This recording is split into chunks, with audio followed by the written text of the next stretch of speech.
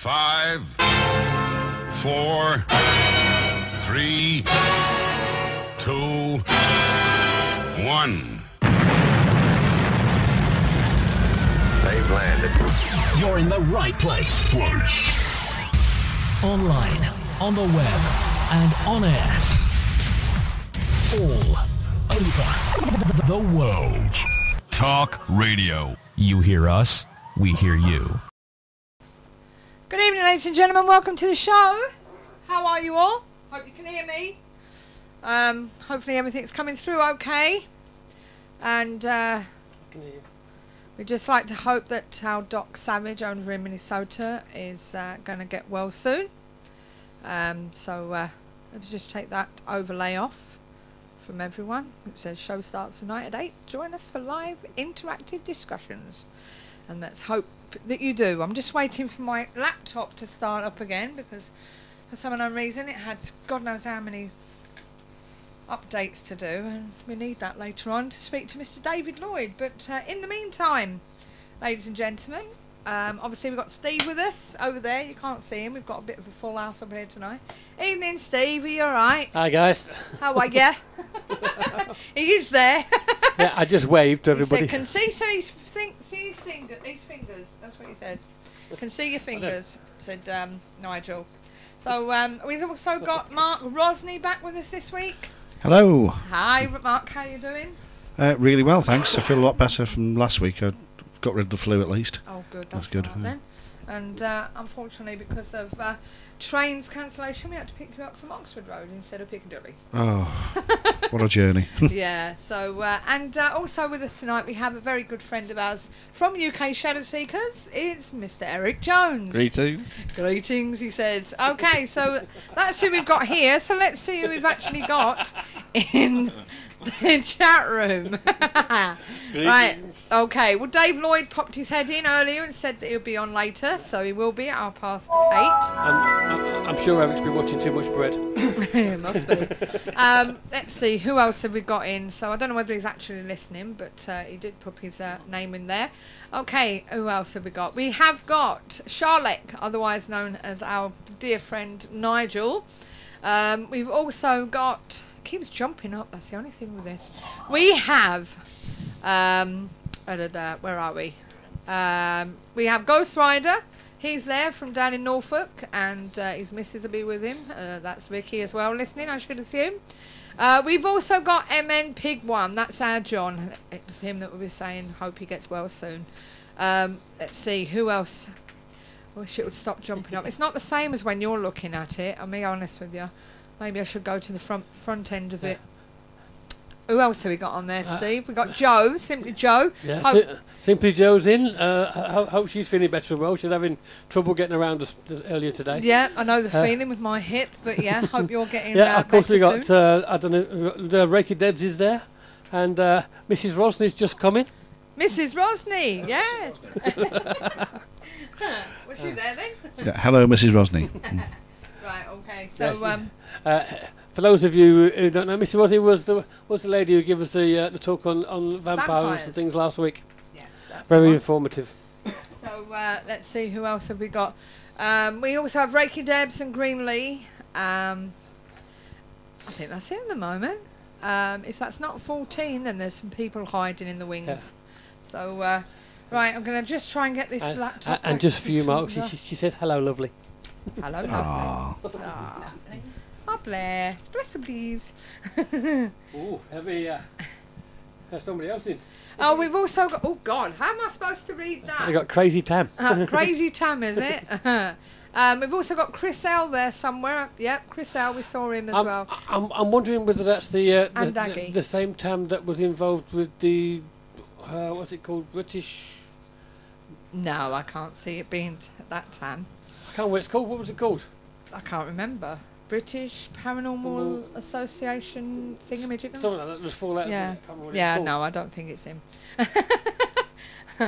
So I know Brian run it. Yeah, I and that much. Chris has just come in.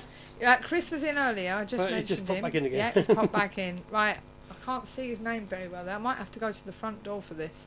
because it might be a lot easier at times. Well, as long as you haven't got to bring anything up, you might as well open the front door. Yeah, so we've got 15 in at the moment. Is that the guy from Lightning Seeds in the hub? From the Lightning Seeds? I don't think so. Who are you on about? Was you in the Lightning Seeds, Eric? No, I planted a few, but... We're still having trouble with my laptop. It's been a little bit slow today. I hope it'll be alright when it comes to Skyping. I was hoping to get some sounds up as well for the HAARP thing, but even that's being Joe pain. was thinking that as well. So, I don't know what's up with it. Call Manuel. Why is it when it's laptops, you get a new one, and then about a year or so later, after the guarantee runs out, it starts playing up? So, it's weird, isn't it? So Yeah, maybe you need a complete reinstall. maybe I do. Maybe it's time. Yeah. Oh, Andy 707's graced us with these presents a bit early. Yeah, evening, Andy. Nice to see you in nice and early. We have got quite a few in at the moment. We So, have indeed. We have 15. I think Andy's will be quite interested in this HAARP thing, and that yeah, I know chemtrails. there was quite a lot of And interest at the time. I Wasn't know there? Nigel will probably have something to say as well. Yeah, there was a lot of interest at the time when we touched on it before on part of the observations, and a lot of people were actually like, "Wow, that's interesting," or, that's weird. He's just said absolutely. But as I say, we've got quite a few in. If I've missed any of you, I'm terribly sorry. Yeah, Dave Lloyd's popped his head in. We'll be speaking to him around about 8:30. Okay, so Skype permitting. Yeah. You better get on with your observations then, girl. Yeah, if not, I'll be grabbing phone numbers from somewhere. Right, okay, let's see where we're going. You have to bear with me. My hip's playing me up today. Oh, I'm trying to cross my legs. Okay, here we go with the observations. Many stargazers will be checking the skies this week, as it is said that a 40-metre long chunk of rock is hurtling through space and will pass closer to the Earth than any other near miss on record. Scientists at NASA calculate that asteroid 2012 DA14 will whistle past Earth on February the 15th, closer than the orbit of some weather and communication satellites, speeding by at a distance of 17,000 miles. That's 27,400 kilometres. This will be the planet's closest shave with an identified flying object since records began. Asteroids and meteorites that have come closer than that have ended up colliding with the planet, but this one is not thought to be a danger to us or the satellites. It was discovered by a Spanish dentist turned amateur asteroid spotter. Okay, he is part of the team of enthusiasts who in turn are part of an army of asteroid watchers vital to NASA's early warning system. And former space shuttle astronaut Tom Jones told Sky News there are thought to be 1 million asteroids out there as big as 2012 DA14. They are called city killers. Did you know that? I didn't, but Mark's nodding, so he obviously because did. they would be able to wipe out a metropolitan area should they hit the planet. NASA is thought to have tabs on only 1% of them, and apparently one struck in Russia in 1908 and flattened vast areas of forest in what was known as the Tunguska incident. Oh, yes. Do you want to correct me on that? It's Tunguska, yeah. Yeah. They are believed to be around 100 planet killers, of which NASA has observed approximately 90%. A planet killer is widely believed to have wiped out dinosaurs. Do you know about this, Mark? Oh, yeah. In fact, I recently did an article for my blog about this. Yeah, the planet killers, it's quite scary, actually. As they occur roughly every 100,000 years. Yeah. And so not 100,000, every 100 million years, should say. And he's just put on here that it was an ice comet, not an asteroid. All right. They Okay. hit Tunguska. Yeah. That's the latest theory about Tunguska. Is it was a comet, not an asteroid, but they keep on changing their minds. So Yeah. that's the latest thing. But can I ask about that one? That they've been saying that it's been kept secret for ever since it happened. But where it actually hit, the carbon underneath has turned to diamonds, and they've been keeping it quiet. Well, that's news to me. I didn't know that one. That's interesting. Yeah. I picked it up on a news feed a little while ago, but because we'd already covered the tungsten, I left it. Oh, right. But apparently the Russian government's been keeping that quiet. And where it actually hit, it's caused the carbon underneath to turn to diamonds. Oh, right, okay. Well, what I knew about it was that the reason it's difficult. Basically, the area is difficult to get to. It is. And when it hit, there was loads of conflicts going on, loads of battles, wars, etc. That prevented research teams getting out there until about 13 or 14 years afterwards.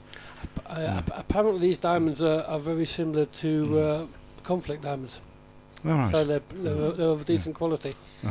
Well, that's interesting because the thing that has been cited for years and years about the actual disaster was that it was an air burst. Nothing actually managed to get to the ground, but that was why there's a lack of any noticeable impact crater. But somebody did say a number of years ago that they did discover a possible impact crater, so that's possibly where they've got them. Yeah. Okay, Well, yeah. Shall we move on?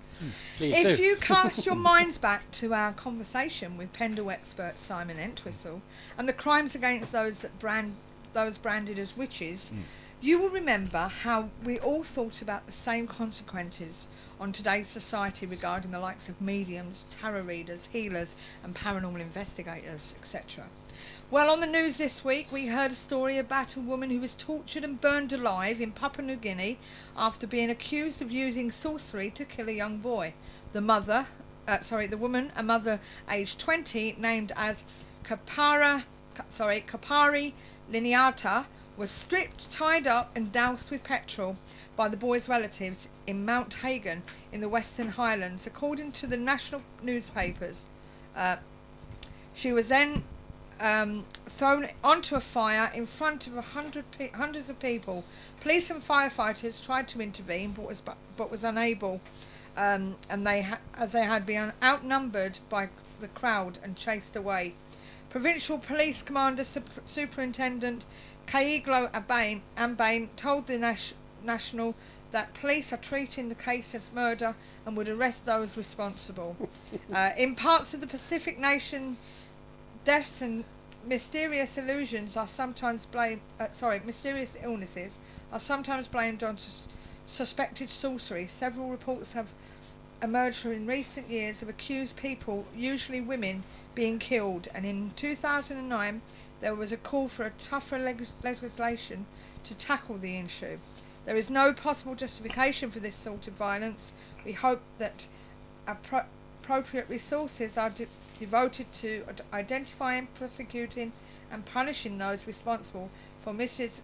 Leniata's murder. See, it still goes on elsewhere. Yeah, and Andy said you're brave for just trying to say that word. Yeah, I know. It's all right. There was one later on that I've decided not to do at all. Yes, I agree with you. Poor woman. Look, they've all started changing their colour now. I'm having trouble reading them. I didn't know you could. Yeah, you can. Right, okay. Where do we go for that? Strange noises coming from within Louisiana sinkhole. Apparently, scientists have noticed a recent increase in seismic activity near the 8.5 acre sinkhole in Bayou Corn, and worry that it might grow again. Assumption Parish officials say the increase was first noticed about 2 weeks ago, and John Boudreau, director of the Assumption Parish Office of Homeland Securities and Emergency Preparedness, what a name, Emergency Preparedness, told the Advocate. Scientists noted more than 80 such events on January the 18th, but activity dropped around after the sinkhole burped crude oil, debris and hydrocarbon to the surface the next morning, he said. Boudreau says officials worry that something may be shifting in salt deposits just east of the fouled Texan Brine Company that scientists believe caused the sinkhole. So they've said that they've also had to remove residents, and but it all started back in August the 2nd and morning of 3rd last year, and they said that there's been noises now, and there's a couple of YouTube videos that are placed on the Facebook page, so you can listen to it. And it's, one commenter says that the booms sound like a drum occurring at regular intervals and share a lot in common with many of the other strange sounds videos we've seen on in the past. Sometimes odd sounds can be heard as plates shifting beneath the earth and gas releases. Another commenter, other commenters have also suggested that they may be caused by nearby drilling or other man-made sounds, and obviously some of them may be hoax. Well, but you've heard of this, haven't you? This Louisiana. Yes, I have. Yeah. Yeah. So, so we'll keep an eye on that, see if we can find any more information. Well, the ones you played earlier today, which I think you put on Yes. the Facebook page, actually sounded like a heartbeat. Yeah, that's what I thought. Yeah. So some of them said it sounds like It's very regular. yeah. They are on the Facebook page if you want to have a look. Psychedelic chat room. Yeah, it's definitely getting there. Okay, my last observation is about aliens. Do they actually need these spaceships, and do they use them? I'll answer for Nigel. No. The guys at the Ghost Diaries have come up with a few suggestions for you to ponder over. When we think of aliens, we think of spaceships. In fact, it's hard to even conjure alien images outside the context of their starships soaring the solar system. But it just may be that the aliens have no need for such image in all of science fiction. New evidence and, are you ready for this? And xenoarchaeological thought experiments are beginning to suggest that the way we visualise alien travel may be all wrong. While invariably somewhere in the universe there is another civilization that travels through the cosmos via spaceships, it's looking more and more as if the truly advanced alien civilizations that haunt and fuel our imaginations may have no need for spaceships whatsoever. Here is some of the reasonings. Okay, alien life travels in asteroids. There is prevailing theory among some cosmologists that human life, in fact all life on Earth, originated from elsewhere in the universe via an asteroid that struck the planet early in its history, known as panspermia. Is that right? Yeah. Yep. And I've got my corrector here if I need it. And sometimes as exogenesis. The hypothesis suggests that organic components of life have spread throughout most of the universe via asteroids, meteoroids and planetoids. Panspermia has gained traction. God, now I'm having trouble on the smaller words. Gains traction in recent years after NASA announced the discovery that the amino acids necessary for life likely originates from meteorites. There is also the idea that civilization of aliens actually dwell inside these giant asteroids. This idea was explored more brilliantly in Greg Bear's novel Eon. So on Friday, when asteroid 2012 DA14 flies within 17.2 thousand miles of the Earth, consider the possibility that one of the universe's own homemade spaceships is passing by. What do you think? Well, what you're talking about is panspermia, as in microorganisms, etc. Very, very likely. Very, very likely. I mean, they just look at life on Earth, and they've found life in the most extreme conditions possible. And so there's also been a couple of interesting things that I'll just put the paper down here. There's a couple of interesting things that have been found recently. There's a couple of meteorites that there's one meteor in particular which is under investigation now, where they think they found fossils inside the meteor itself. Right, I see. So that's fossilized life, and there's also as you say, when some rocks land, they are full of amino acids, etc. and they're very hardy things. They can survive the vacuum of space, the coldness, etc. So all it needs is, it's a bit like, a cup of soup thing. Just need water to add to it and get away. Yeah. Right. Yeah. Well, I'm being told to put my teeth in. Those of you who don't know, if I sound as though I'm slurring, it's because of what happened last week. Don't worry about it. Yeah, I mean, that's a very possible way that the Earth became what it is. Absolutely, yeah. To be honest, because it's a plausible explanation as to why things are here. Yeah. But how do we prove these things? Oh, this is it. Well, there's another theory which I think could be very possible. Aliens deploy robot scouts. The premise is here.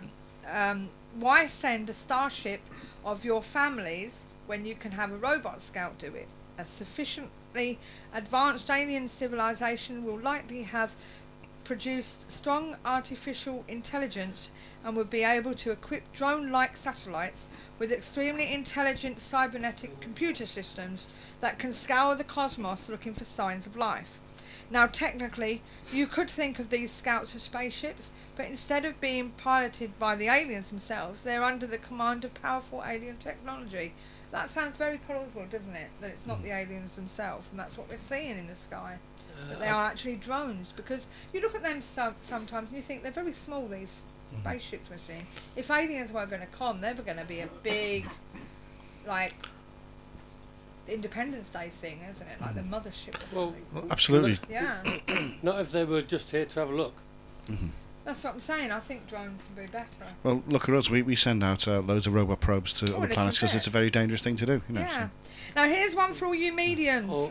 Or like the day the Earth stood still. In the film. Why are all these things coming out from films? We often think... Or is it the other way around? We often think of advanced alien civilization as being masters of technology, the likes of which we can hardly imagine. But what if the universe contains alien species that have advanced through biological evolution to acquire telepathic powers beyond our wildest dreams? Naturally, we define the original dubious notions of ESP in human terms, but the evolution of any alien species in a galaxy far, far away may have unfounded completely different than life on Earth, producing extrasensory powers that are quite literally unimaginable. These beings may be able to project their thoughts outward into the universe, travelling via consciousness to other star systems. They may also be able to communicate across the vast distances of space using nothing more than thought. Who knows? Perhaps the voices in our heads are alien philosophies hitchhiking across the stars.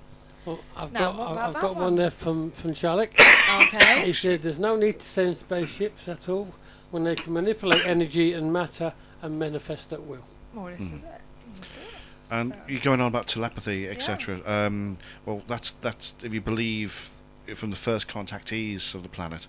There was the people claim they were in touch with alien intelligences. They all used to use channeling to speak to these supposed intelligences.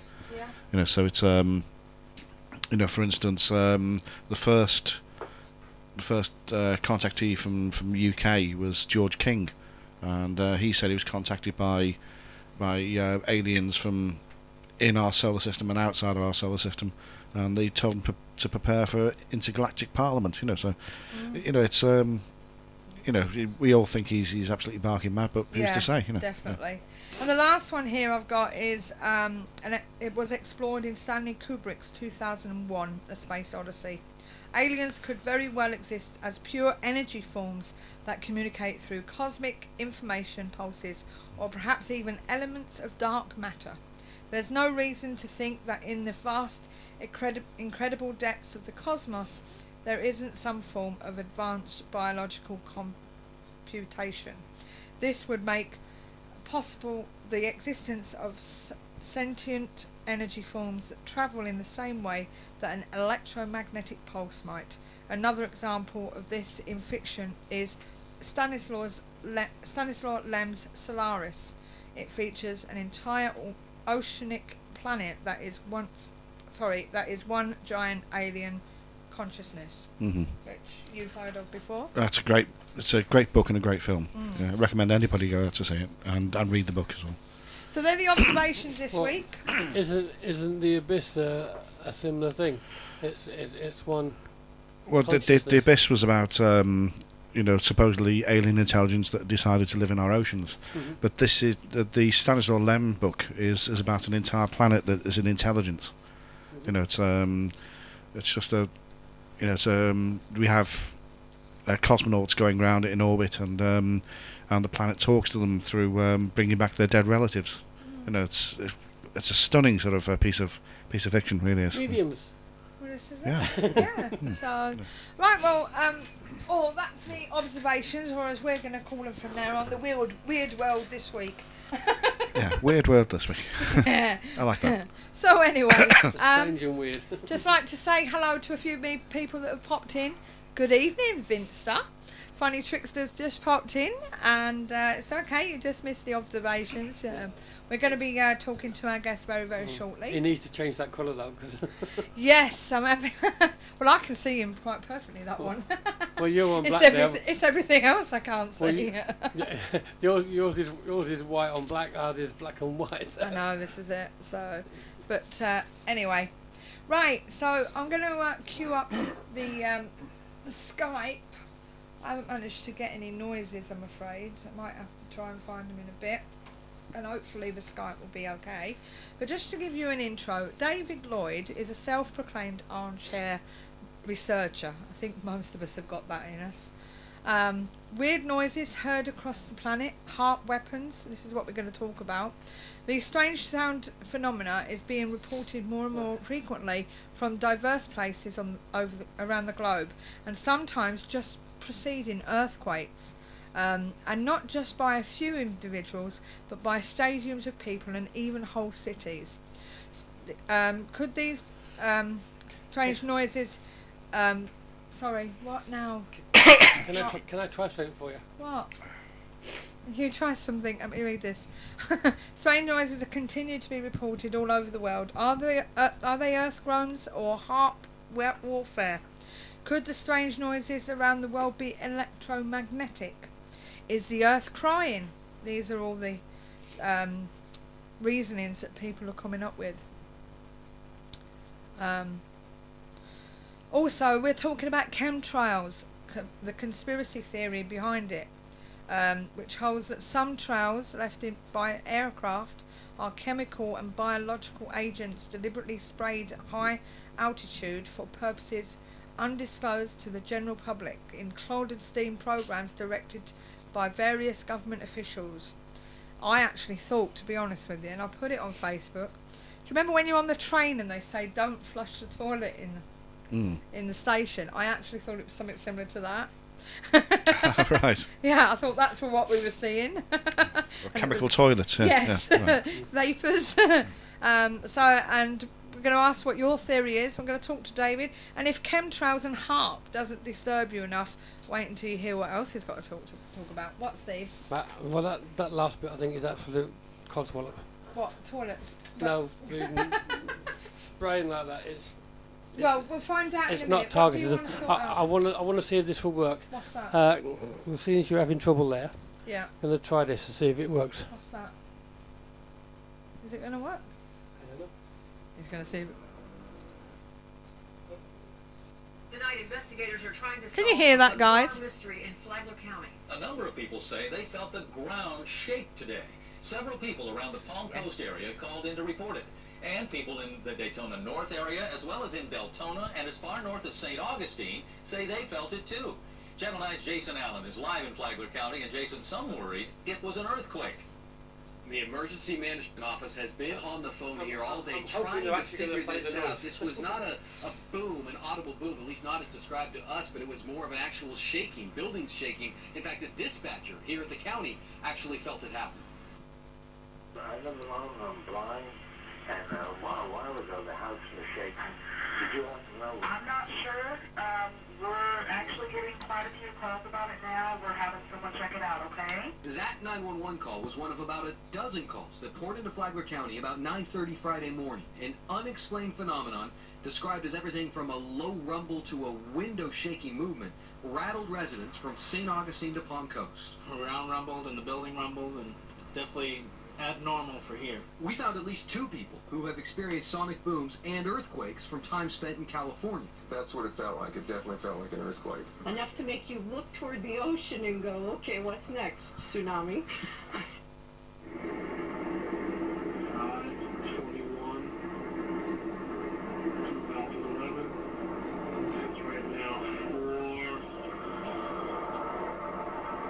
4:47 a.m.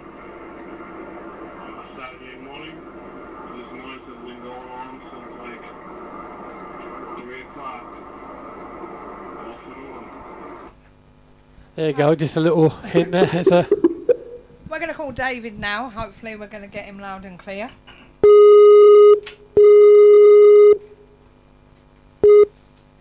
Good evening, David. Hello, good evening everybody there in the hub. How are you tonight? Hi, good evening to you. Good evening, David. Well, in case you missed Good evening. it, we've got Eric with us, and we've also got Mark Rosney. As you Hi, know. Dave. Hi, Mark. Nice to speak to you again, mate. Yeah, it's great to speak to you again, mate, too. Okay, then, we've got a few things to talk about, haven't we, David? First of all, I want to just touch on these HAARP things, because, as I said to you before, we did have a bit in our observations a few weeks ago, and everyone seemed quite interested. Can you tell us what your theories are on this? What, about HAARP? Yes. Well, there's actually, as it happens now, there's a matrix all around the world now of HAARP installations. You've even got one in Britain, although it's not called HAARP. It's in Capel Kelly, it's in Aberystwyth. And anyway, the main one, the biggest one, is in Alaska. It's an array of 360 aerials. And when they fire up, it was actually devised by Bernard Eastland, but he died a few years ago with the intention of doing proper research, but the military and the Navy got hold of it. And it's an array of 360 antennas that when they fire up, the power is unbelievable. And they can turn the ionosphere into a plasma, which is the fourth state. You've got liquid, solid and gas, and it acts more like a gas than anything. And this, in conjunction with, there's actually Star Wars now as well. Yeah. There's actually Star Wars, what Ronald Reagan was going on about, and in conjunction with that, they can actually alter weather patterns. And it's also said that they can actually cause earthquakes and tsunamis because they can penetrate the earth, you see, and resonate at a certain frequency. And as you were talking about the other day about the actual noises being heard around the world, it's quite possible that some of these noises could be HAARP. Yeah. Different types of electronic frequency, because I was looking at a few today online actually, and some of them sound like rushing wind through a tube. Some of them sound like somebody's switching electric as you walk past a pylon, you know, that sort of sound. Yeah. And then some of them sound really creepy, as if it's some sort of alien language. But I've noticed on some of them, they come on for 5 or 6 seconds and then they go off for 5 or 6 seconds. I was also noticing where it'd been filmed, they were catching the sky. People were looking up at the sky, and some of the sky was chemtrailed as well. They'd been spraying. When there's been HAARP activity and chemtrailing a couple of days before, heavy chemtrailing, and there's also what they call chemical rings. What do you call them now? It's like a rainbow effect. It's like a halo around the sun.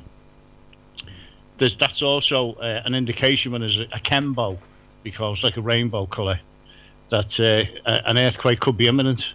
And if they do enough of both resonation with HAARP and also the spraying, there's normally a big earthquake afterwards. It's one of the precursors, as in China and Haiti. They both had them before the earthquake, and that's why it said that the earthquakes were caused on purpose by HAARP. Whether by America, I don't know, because there's a matrix now, but it's also made to stop missiles coming in and out, you know, to kill atomic missiles being fired at each other, different countries. But as I say, it's a matrix all over the earth now, and it's used for all different military capabilities of communications. Also, depending on what frequency, high or low frequency. You can even put voices in your head, intercranial voices. And one of the authors of a book, well, there's been two authors. One that I used to talk to on Facebook, he's died now, Jerry E. Smith. He wrote a cracking book, and he said it's probably the deadliest weapon man has ever created. Wow, wow. And Nick Begich wrote a book, Angels Don't Play This HAARP, Yeah. where he quoted that, you know, it's absolutely deadly. It's got many different developments, but not for mankind in a good way, it would seem. Yeah, yeah. Well, somebody's been asking about whether we've actually had them in the UK, and we have done. We've had these apparently in the UK. I saw somewhere. Yeah. You've heard them yourself, haven't you, Mark? Well, yeah, very, very close to where Dave and I live, because Dave and I live in the same area of Liverpool. And I don't know whether you actually caught the news on these, Dave, but there was the Dingle hum. Well, I have been up a couple of times, actually, Mark. It's like a tuning fork in my ear. Yeah. And it's very unnerving, because you jump up out of bed, you can hear this. And then head out the window, I can't hear nothing at all. But I also reminds me of the case of Anthony Peake. He said he'd actually had Morse code. Morse code coming down the stairs, and then as quick as it started, it stopped. Yeah, and Anthony Peake used to live very, very close to us as well, didn't he? Over on the Wirral. Yeah. Yeah. Well, what I was going to say, the Dingle hum. What I found very interesting about it was that it was reported for three nights in succession. And how long ago was this, Mark? Sorry. It was going back about a year ago. No, not quite a year. It was last year, but it was Octoberish, I think it was. Maybe if Michelle's online, she can remember a lot more than I can. But anyway, I remember during the daytime, the pair of us stuck our head out the window. We could hear this thing. It's a weird noise. And now, thing is, daytime, there's all sorts of noises happening. You know, people vacuuming their vac blasting their driveways or mowing the lawn or whatever else. So we couldn't put it down. It was a weird mechanical sort of noise, very, very low frequency. Anyway, so we didn't give it a second notice, and then the next morning in the news, the Dingle Tunnel local to us had collapsed completely. Oh, that's interesting. Yeah, so and they tend to find that these noises are precursors to, as you say, earth movements, earthquakes, etc. I thought that was very, very, very interesting. Anyway, Can I just ask? Do you still hear the noise? No, the noise has disappeared now. So basically, it could quite have been just the earth moving. It could easily been, yeah. Which is why the tunnel actually collapsed, and not anything to do with. No, I didn't mean it was anything to do with the HAARP. We're just trying to raise the point that that you know there's noises, then they always seem to be a precursor to an earthquake. I did remember there was a hum down south. Oh yeah. And people were up at 1 o'clock in the morning wondering what was keeping them awake. They were going out and they could hear this hum walking down the country lanes. They never did get to the bottom of it, though. That was another interesting case. Well, there's been loads all over the country. Now, some do get identified, and there's some really mundane sort of explanations for them. One of which is sometimes you've got air conditioning fans. If they're basically moving around, it's very low frequency. They can tend to cause these weird hums, which can really annoy people because it gets under the skin, sort of that sort of sound. Well, funny you should say that, because next door they have a heating, which is the same as my heating. But they've got a young child, so they tend to have their heating on more than I do. And it made this resonant hum, and it was so unnerving. It'd keep you awake at night. It would really get under your skin. And it was, you felt like it was doing you some harm, because some frequencies, if it's the wrong frequency, it can do you harm, you know. Oh yeah. Like for instance, very low frequencies like 7 hertz, for instance, is a killer, because it can actually interfere with the brainwave patterns. Cause that's the operating frequency of the brain. EMF as well. Maybe over time, Can I just ask about the spraying, because this kind of bugs me a bit, because it seems. Well, we're not going on to that yet. Well, I want to do that. He wants to go on your chemtrails. Cover everything. Because it's bugging me. It's bugging it. Well, let me just say, we were asked a question: who would want to cause earthquakes, tsunamis, What was it? What else did he say? He said something. I've lost it now. Tsunamis, chemtrails, etc. We need to find out. So yeah, let's go back onto the chemtrails. Well, this is something quite easy, really. Yeah, well, this is something that Dave's really into, aren't you, David? Yeah, well, it's quite simple, really, if you think about it. If you can control the weather, you control the earth, you control the food supply, who gets rain, who doesn't get rain, and for military aspects, I mean, why did the Germans fail to get into Russia? Because of the winter. The weather was bad against them. I'm not saying they were using HAARP then, by the way. No. But just saying, if you can change the conditions. Yeah. I think they actually did it in Vietnam. They used rain, made it rain. And so they were in swamp-like conditions in Vietnam. But yeah, it's not a conspiracy, it's fact. The term chemtrail was first used by Senator Dennis Kunitz in the Space Preservation Act of 2001, and it said they were talking about using exotic space-based weapons then, Star Wars in other words. But since then the actual acts have been changed, and chemtrails, the word chemtrails has been taken out. So that's how it got coined in the first place. But how I first got into it was through HAARP, actually. I'm interested in UFOs and abductions and stuff like that. You know, one of the first books I read was by Donald Kehoe. He was in the military in America, and he got me started on it. And ever since then, you know, I've been looking at stuff on YouTube and that. And I watched this film with Jesse Ventura, who was a senator at the time. He was a wrestler. He was in the Navy SEALs, and he went up to the HAARP facility in Alaska, and he wouldn't let him in, even though he was a senator. Or he just was a senator. You know, he was either just in or just out of the Parliament.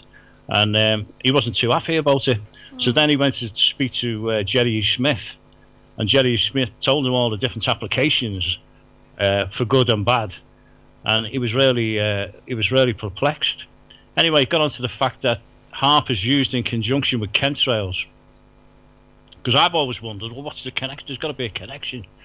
And he was talking about chemtrails. I didn't know nothing about chemtrails at all, and he said what normally happens on a nice clear day, wherever you are, he said it'll be a nice sunny morning, and the next thing is you'll see these lines in the sky. But they're not like condensation trails, what you used to get years ago, where the condensation would just disappear after 5, 10, 15, 20 seconds. These lines would spread out, amalgamate, and all form a layer. So what should be a nice sunny afternoon would turn out to be a grey, whiteout. So you get no sun at all. And this is used in conjunction with HAARP because it helps to focus not only the Star Wars that we've got. I've actually got a piece on that here. Hang on, let me just have a look. But also, it helps to either subdue or make rain, because it's got certain elements in it, which is an aluminium barium nano-sized particle mix. Now, there's so many layers to this. It's like an onion. When we had our awareness day a couple of weeks ago in Liverpool, we were just trying to get people to look on YouTube and have a look at chemtrails. Yeah. Just to see what they are.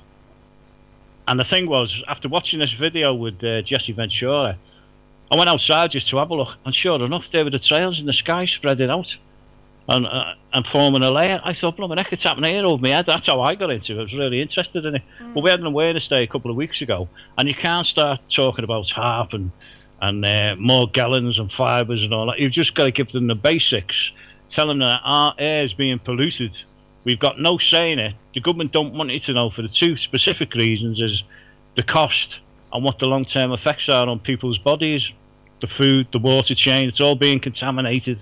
You're breathing the particles in. They're that small you can't see them, but you are, and they build up in your body like in fish, mercury in fish over time.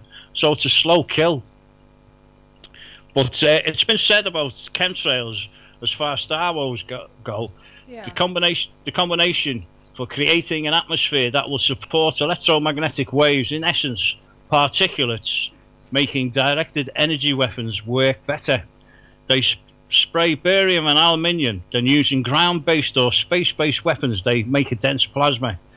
What they're ultimately trying to do is create charged particle plasma beam weapons. Chemtrails are the medium, directed energy is the method. These systems are in Russia, Canada, the US, and all over Europe, our atmosphere is 3 times more conductive than what it used to be. And the barium is supposed to be, I mean, barium, you have a barium meal when you go to the hospital. Yeah. You know what I mean? These are all toxic. Aluminium, although it's abundant on the Earth, it shouldn't be flying around and floating around in space, which it is. And it's at the moment, it was reported by the BBC that aluminium is one of the worst symptoms for Alzheimer's, to make Alzheimer's worse. And Alzheimer's is at an all-time high, as reported by the BBC. Yeah. And barium causes all sorts of different ailments. It's in rat poison as well. And one of the other things is the BBC said that because lack of sun, obviously crop yields are lower. And rickets is also at an all-time high. Now, rickets was thought to have been fought off years ago. Because there's no sun's rays getting to us. There's a vitamin D inefficiency. And, you know, I mean, kids are in the bedrooms on computers all day and night. But still, if you, my mate kept a diary for January just gone, and he reckons we've only had about 4 or 5 hours of sun in the whole month of January. Every day has been a whiteout when it hasn't been snowing, you know. Yeah. So we're getting to the stage now where all the atmosphere is being manipulated, and they're even betting on the weather. The people in the know, the people who've got the pulling the strings. Say you've got a crop of wheat or something, and it's worth 10 million when you bring it in. But if you insure it and it gets wiped out, you get 20 million back. Well, that's what's going on. They're actually betting on the derivatives all around the world. So there's millions and millions of pounds being made. And if you can say there's going to be rain there and there's not going to be rain over the other side, you know, there's money to be made. I mean, there's talk that the tornado or whatever the storm was that went into New York was HAARP directed by HAARP, because they can move jet streams, you see. Yeah. Sandy. I was going to say Hurricane Sandy Hook, but it was it was Sandy, wasn't it? That was something else, wasn't it? Yeah.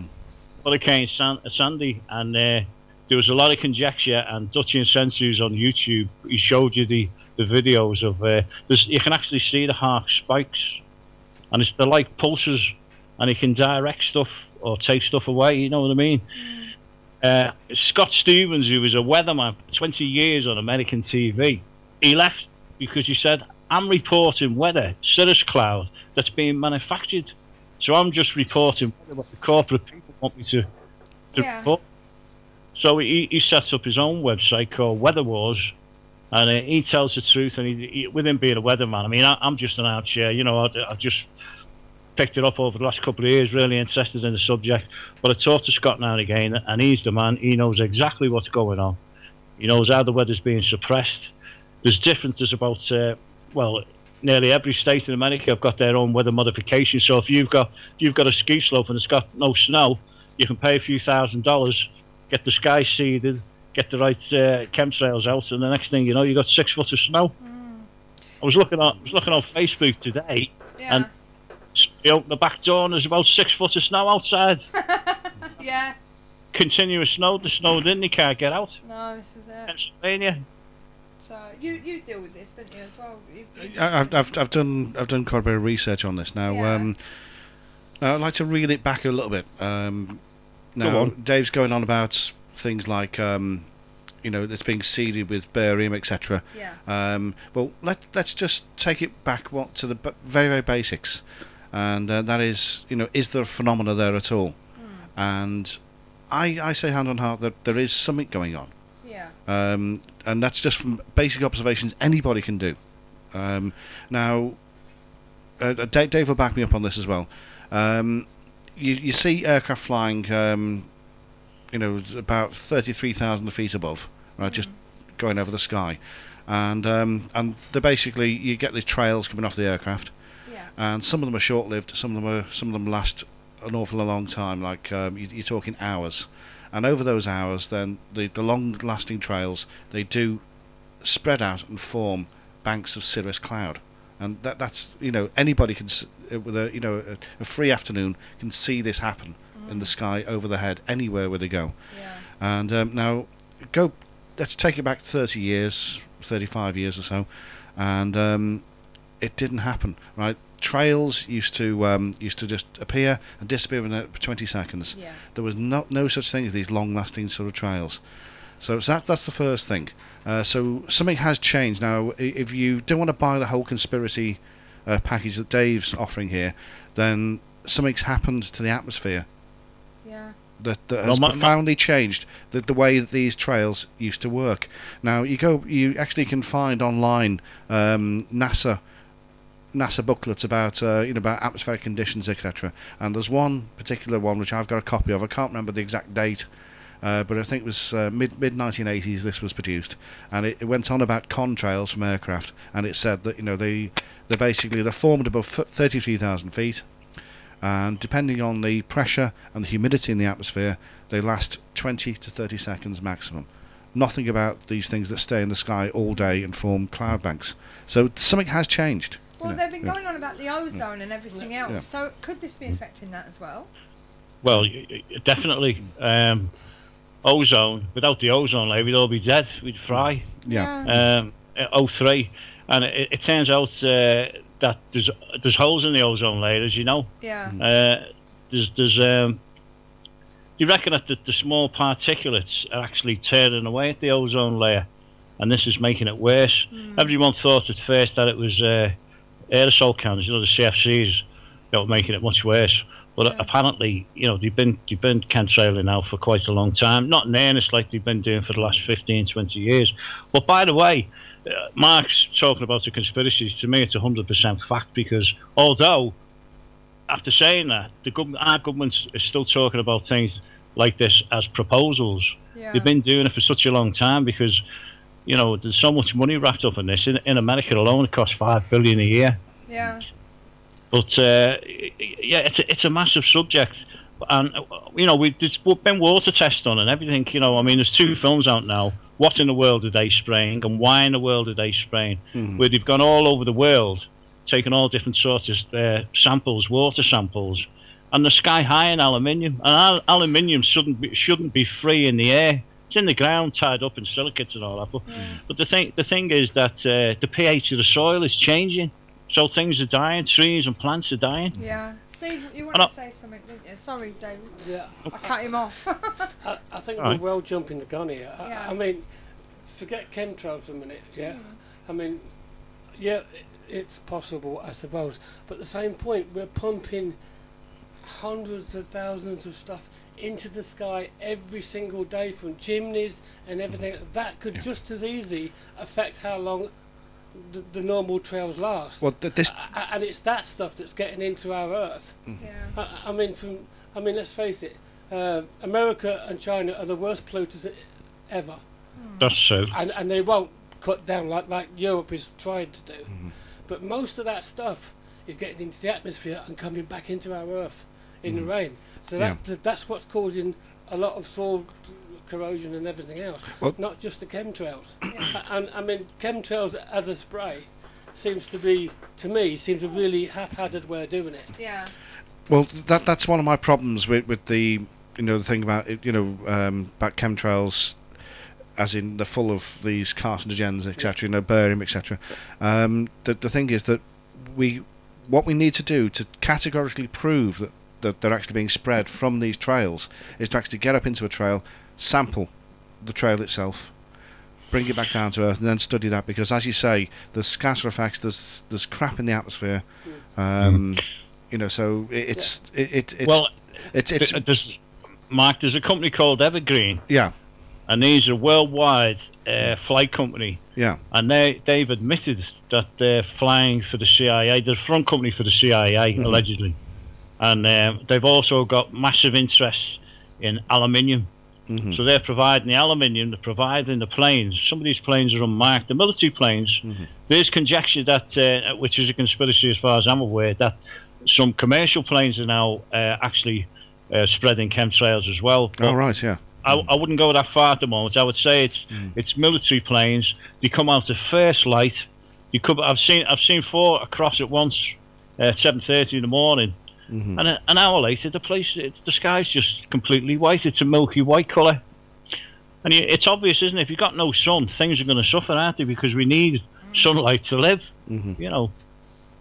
Well, Dave, there's an interesting point you raised about military aircraft, etc. Because there was a study done in 2000 in over the United States. I can't remember exactly where it was, but there's the chap. He basically had a piece of flight software, which you track real time. Oh, flight tracker, yeah. Flight tracking. He basically did a real time track of all the aircraft flying overhead. In his area, and what he found was that the aircraft that were leaving these long-term trails, they didn't have any ID on them. So in other words, they were military unmarked. No transponders. No transponders. That's right. Yeah. And, which has got to be dangerous, Mark, hasn't it? Well, absolutely. Yeah. I mean, now the American government does have. Special rules where military flights are concerned, and it's only under extreme circumstances that they don't have a transponder. If it's a national emergency, or they've got some major security mission, then they don't have to have the transponder on. But what this guy found was that I think it was out of 50 aircraft, he found that 20 of them were spraying or leaving long-term trails, and none of those had any transponder signals at all. Yeah. That's very interesting. So another point is a guy called Ted Gunderson. He was the police chief for Texas and Miami at certain stages in his life, and he died recently, last year.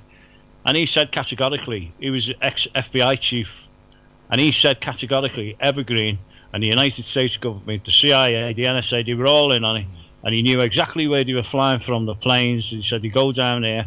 And it's the spraying death zone, she said. It said it's not so much for us now, but for the kids of the future. Something's got to be done. It's got to be stopped now.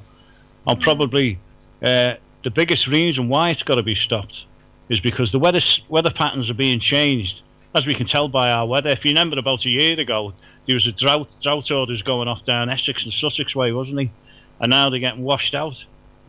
So you can get 4 seasons in a day. Yeah, we've had a couple of questions in the chat room, David. First of all,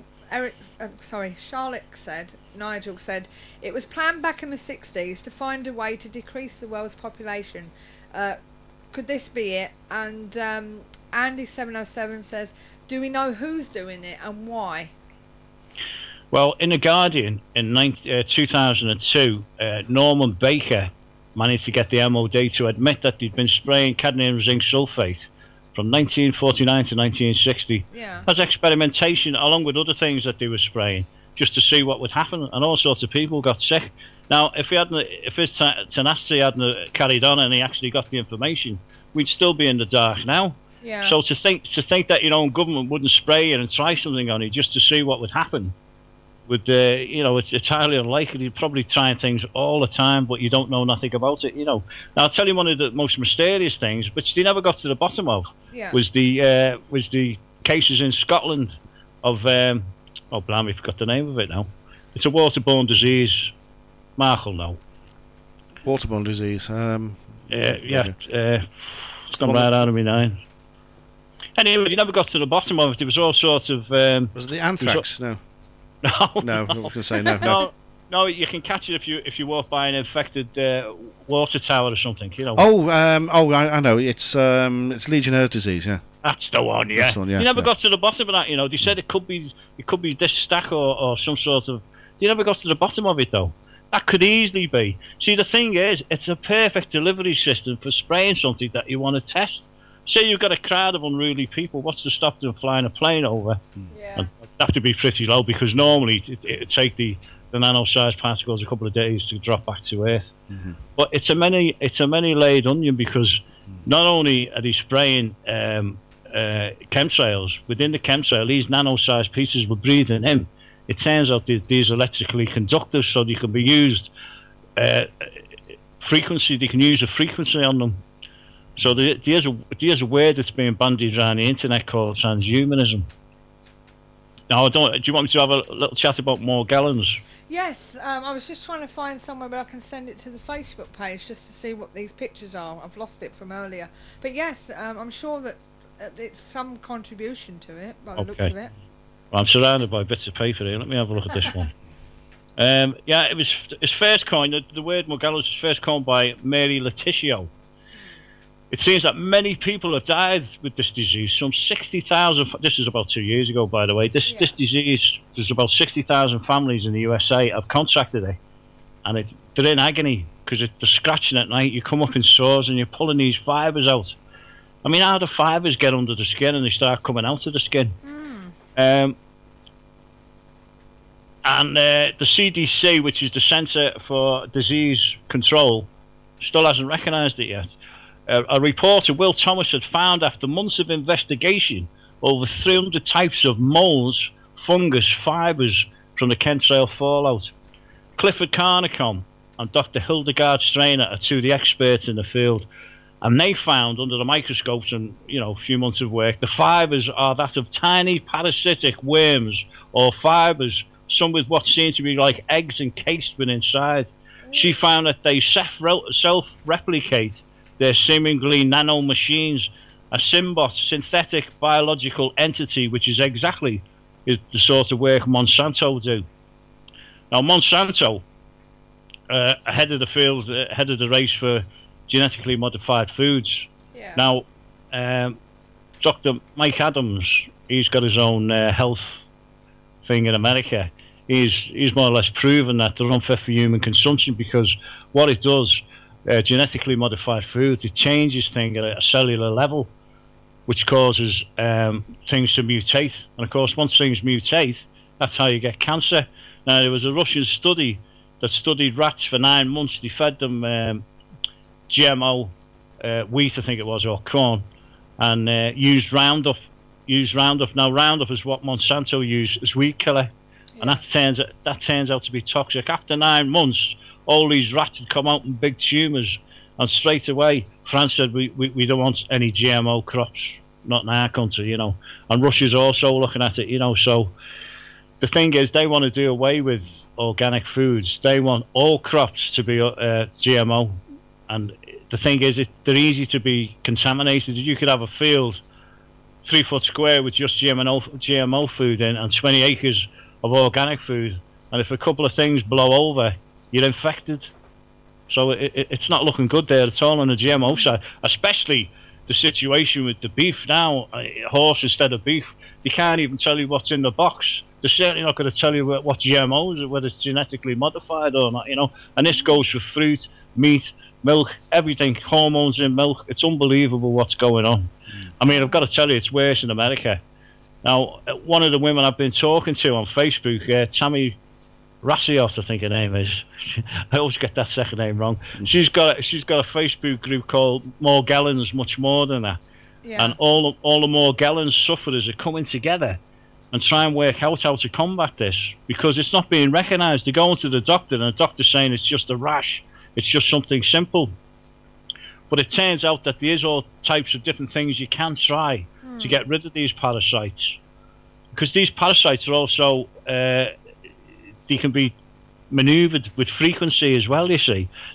I think this is just the first stage of contaminating people. We've probably all got it in us as well. There's a wine test you can do, and if you don't just spit the wine back out, you come out with all sorts of these black bits of fibres and that. Maybe you should do it in the studio sometime. Yeah. I did do a bit of Googling on these Morgellons, and some of the pictures I saw was from what looked like a mild case of scabies to really bad deformations, of the skin. People are in absolute agony. Yeah. They keep at night, they can't sleep, they're scratching away. Something crawling under your own skin, and you've got no control over it. It's a bit like aliens, something trying to get out. Yeah. And they've got a hive mentality. They can move. Now, it turns out that they've been found in bone. They've done Clifford Carnicom's done all sorts of experiments. Been found in bone, in brain tissue. Yeah. So they can manoeuvre, and somehow they live on the electricity in the body. That's how they live, apparently. You got some bits there, have you, Mark? Well, just a few observations about. I mean, the first thing that Dave rightly says, that it's not officially recognised this Morgellons. It's classed as delusional parasitosis. So now I was doing a quick read through today because I don't really know an awful lot about Magellan's, but one of the things that did interest me was the fact that that although samples are being offered to medical people, that nobody appears to have done any sort of testing or any sort of biopsies at all. And I find that quite staggering. You know, that somebody's coming to us with symptoms where they do have samples of things that appear to be coming out of these wounds, that nobody's interested in testing. There was a doctor actually online who did a study and said it's not pieces of carpet, you know, or something that's shuffled under the skin. He said there's definitely something to this. He couldn't quite put his finger on it, but he said that there's something out of the norm. But that was just some American independent doctor. See, if the whole medical profession admitted what was actually going on, the truth is so big and so horrible. It's just beyond belief. I mean, I don't know many cases of Morgellons here, but if they ever start messing around here, it's going to be absolute bedlam. It really is. And people are using all different types of remedies to try and get rid of it. Bentonite clay is a form of volcanic ash which has the ability to move 25 times its weight in impurities. It contains a high level of iron and magnesium and silica, high grades and safe for ingestion. So that stuff you eat and it must take it out with you. Blue-green algae contains chlorophyll, which is an antioxidant, and deep green pigments. Bacteria cannot coexist with chlorophyll. The algae contains nearly every vitamin required, but also has the effect of increasing oxygen while reducing nitrogen and carbon. Chlorophyll appears to bind heavy metals to both detoxify and remove from the body. So that's another one. So a lot of these are using algae. UMAC, which is the one I was talking to a guy called Alex Hunter. He's the big chemtrail guy in Canada, and he says it's a concentrate of algae, helps cell repair with oxygen and nutrients, provides micronutrients and energy. So, but people have got their own remedies, whether it's garlic or coconut oil. Well, with all this stuff coming down from the skies, chemtrails and stuff like that, somebody's asked, has anyone ever found anything in animals? You know, obviously like sheep and cows, the farm animals that are out all the time. And Andy's also said, who are they? Yeah, do we know who they are? They. Yeah. They. Do we actually know who they are? Well, these are the people behind the screen. You know, just the two-way mirror there, watching what everything's going on. Now, you've got the most powerful people in the world. It's like an orchestra. They're like the conductor, and the orchestra's playing away, and they're using the baton from the front. So you've got all these giant conglomerates like Monsanto dictating the pace, but it'll be the people behind them. Yeah. So you're talking about the elite. The Rothschilds, the JP Morgans, all the big families that are behind everything, and it's so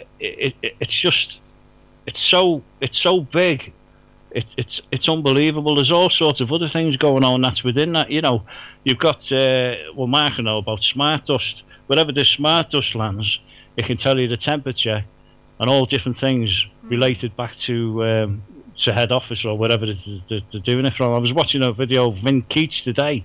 He was the guy who invented the chip and pin thing. You know, when the barcodes. And he said now you can breathe in something, and they've got a satellite in space that can track you anywhere in the world. So you don't need your mobile phone if you're at the top of the mountain. If you breathed in this right piece of tiny, I'm talking nano size, you're breathing in, you wouldn't even know you had it in you. And it's sending a signal back into space, and there's various things they can do. They can actually put messages in your head. It's unbelievable. Technology today is so far ahead. Yeah. We've still got our heads in the sand, you know. Now, as you say, you did mention a while ago, not too long ago, but you had this demonstration in Liverpool, and Margie Clark was with you. Margie Clark, yeah. She is very, very knowledgeable on what's going on. She's wide awake. She's interviewed Anthony Peake and David Icke down in the Isle of Wight. Yeah. And she reckons that she's lost a lot of work through it, you know, because she was a very busy actress. She more or less only does pantomime now. Yeah. But she was happy to come down and see us and give her support. And you know, people see her with us, And, you know, they say, well, you know, what's she getting interested in? Maybe there's something in this. Now, if we can just, I think it was about 20 of us on a particular day, we give 2,000 leaflets out. You know, a lot of people were interested. They knew the word chemtrails, but they didn't know where to go then. So you give them a leaflet with a bit of information inside, and they're like seedlings. You're hoping that they're going to go to YouTube, Facebook, and everything else, and try and learn about it. I mean, people are so busy. They've got jobs, they've got kids. Yeah. Some of them just haven't got the time. I've got the time to sit here and try and look through things, you know what I mean, and try and work it out for myself. Of course, there's a lot of rubbish about it. You've got to sort the wheat from the chaff. Oh, yeah. Absolutely, yeah. That's an important thing to do, What Dave. brings through to you, you know, but Yeah. you know, chemtrails, it's 100% reality. It's going on all around us. It's not a conspiracy theory. You know, the word chemtrail came from the Space Preservation Act 2001. It hasn't just appeared from nowhere. No. Dennis Kunitz actually coined the term. So where can they find out more about these? There's plenty of stuff on the Google, isn't there? Is there what's the chemtrail one that you've been on recently? Has that got a website? Chemtrail, there's loads of them. Well, probably in Britain. I mean, there's California Skywatch. Yeah. That's a good one. Right. Headed by Rosalind Peterson. She's chopping the field. Yeah, I saw one on there for Mergeland's UK, so I saw that as well. So. But the main site now is Chemtrails Project UK. They've got a Facebook group, Twitter, and also, you know, www.chemtrailproject.uk. Yeah. And the interesting thing about this group, because they've done water tests, they actually used their water test in the film Why in the World Are They Spraying? Yeah. And what they did, they got the same. Well, you got the same water, split it in two, sent one to a government lab and one to an independent lab, and needless to say, they both come back with different results. One was sky high and the other one was normal. So that says a lot about the government labs. Anyway, Olga Raffa and Alex Longman run that site, and they have come together with Michael Castley, who wrote the original directive, with a directive which is a watertight, wriggle-proof document, and it's in 3 parts about what's going on with the chemtrails. The politicians need to know, and there's also a template that you can send to your local politician. I've sent mine to Louise Ellman, and any politician in the world, whether it's America, it's a template that can use going through the different questions and answers and pointing out to them exactly what's going on, because a lot of these politicians, they're out the loop, they don't know what's going on, you know, they've got other things on their mind. Yeah. But one politician did speak out in Sweden, and she said, Pernilla Hagberg, she actually went into the Swedish Parliament and said, we're being sprayed without our knowledge by the American government, the CIA and the NSA, and she wanted to get to the bottom of it. And Olga Raffa, when it came out online, what she'd actually said, it was actually covered by a few papers, and Olga Raffa and Alex Longman sent her a load of directives, and she said she's handing them out to the politicians in the Swedish Parliament. So it is going forward, but not fast enough. No. But I'd say over the last 2 or 3 years, it's exponential. Things are getting bigger and bigger and bigger. But the main reason why we've got to get it stopped is, I was about to tell you before, but something happened. Is the weather systems are changing. They're moving the jet stream. And notice on the TV, they tell you that the jet stream's moved. They never tell you why or how. You know what I mean? Right.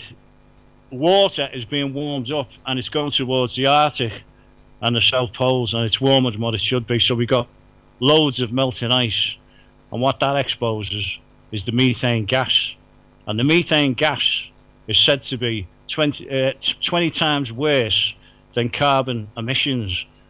Well, I was listening to a tape from a guy called Dane Whittington, who was in Why the World in the Spray, and he said that's over a 10-year period.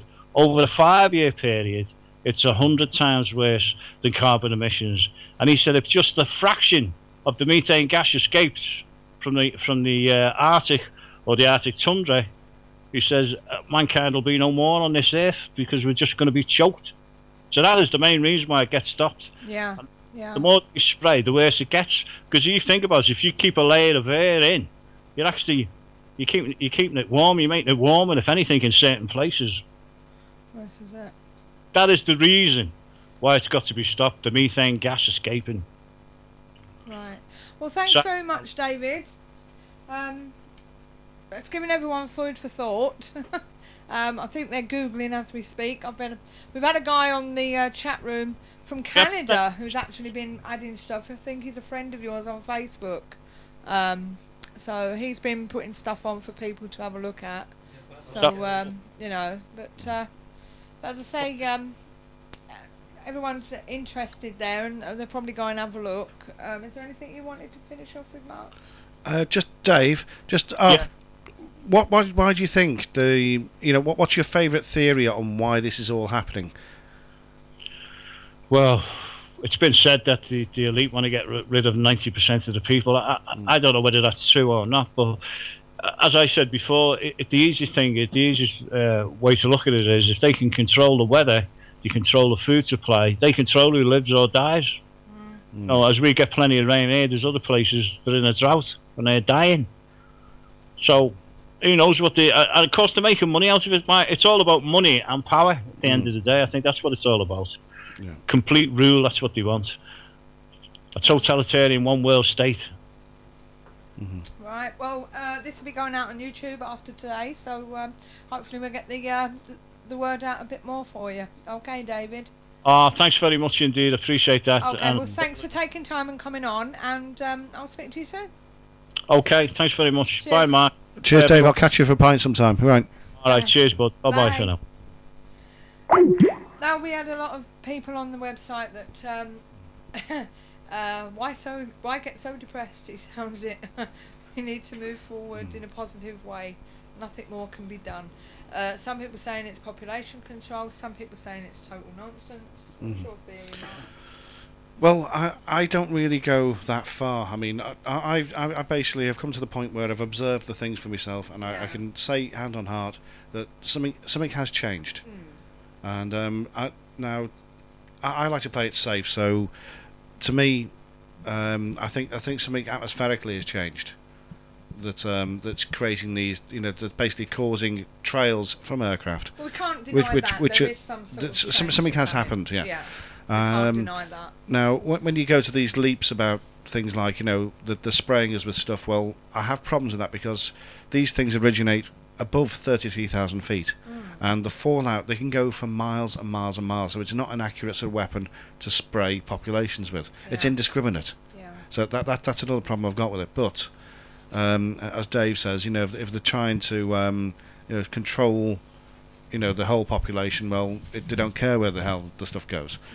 Now there's another theory that it's a secret plan to sort of like try to sort out the problem we've got with global warming.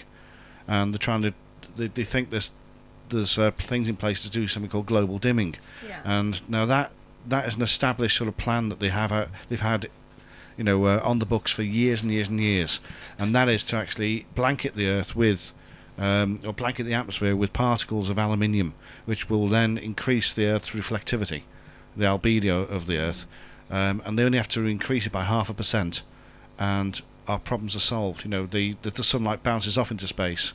It doesn't all come back down to Earth and heat the planet up. So that would make more sense. But the thing is that it's such a huge global project. It would cost billions and billions and billions. And they couldn't hide it forever. So I think Dave's just joined us back in the chat room. I mean, no offence to Dave. He's going where he's going. He's finding these bits out. He said there was a watertight thing there.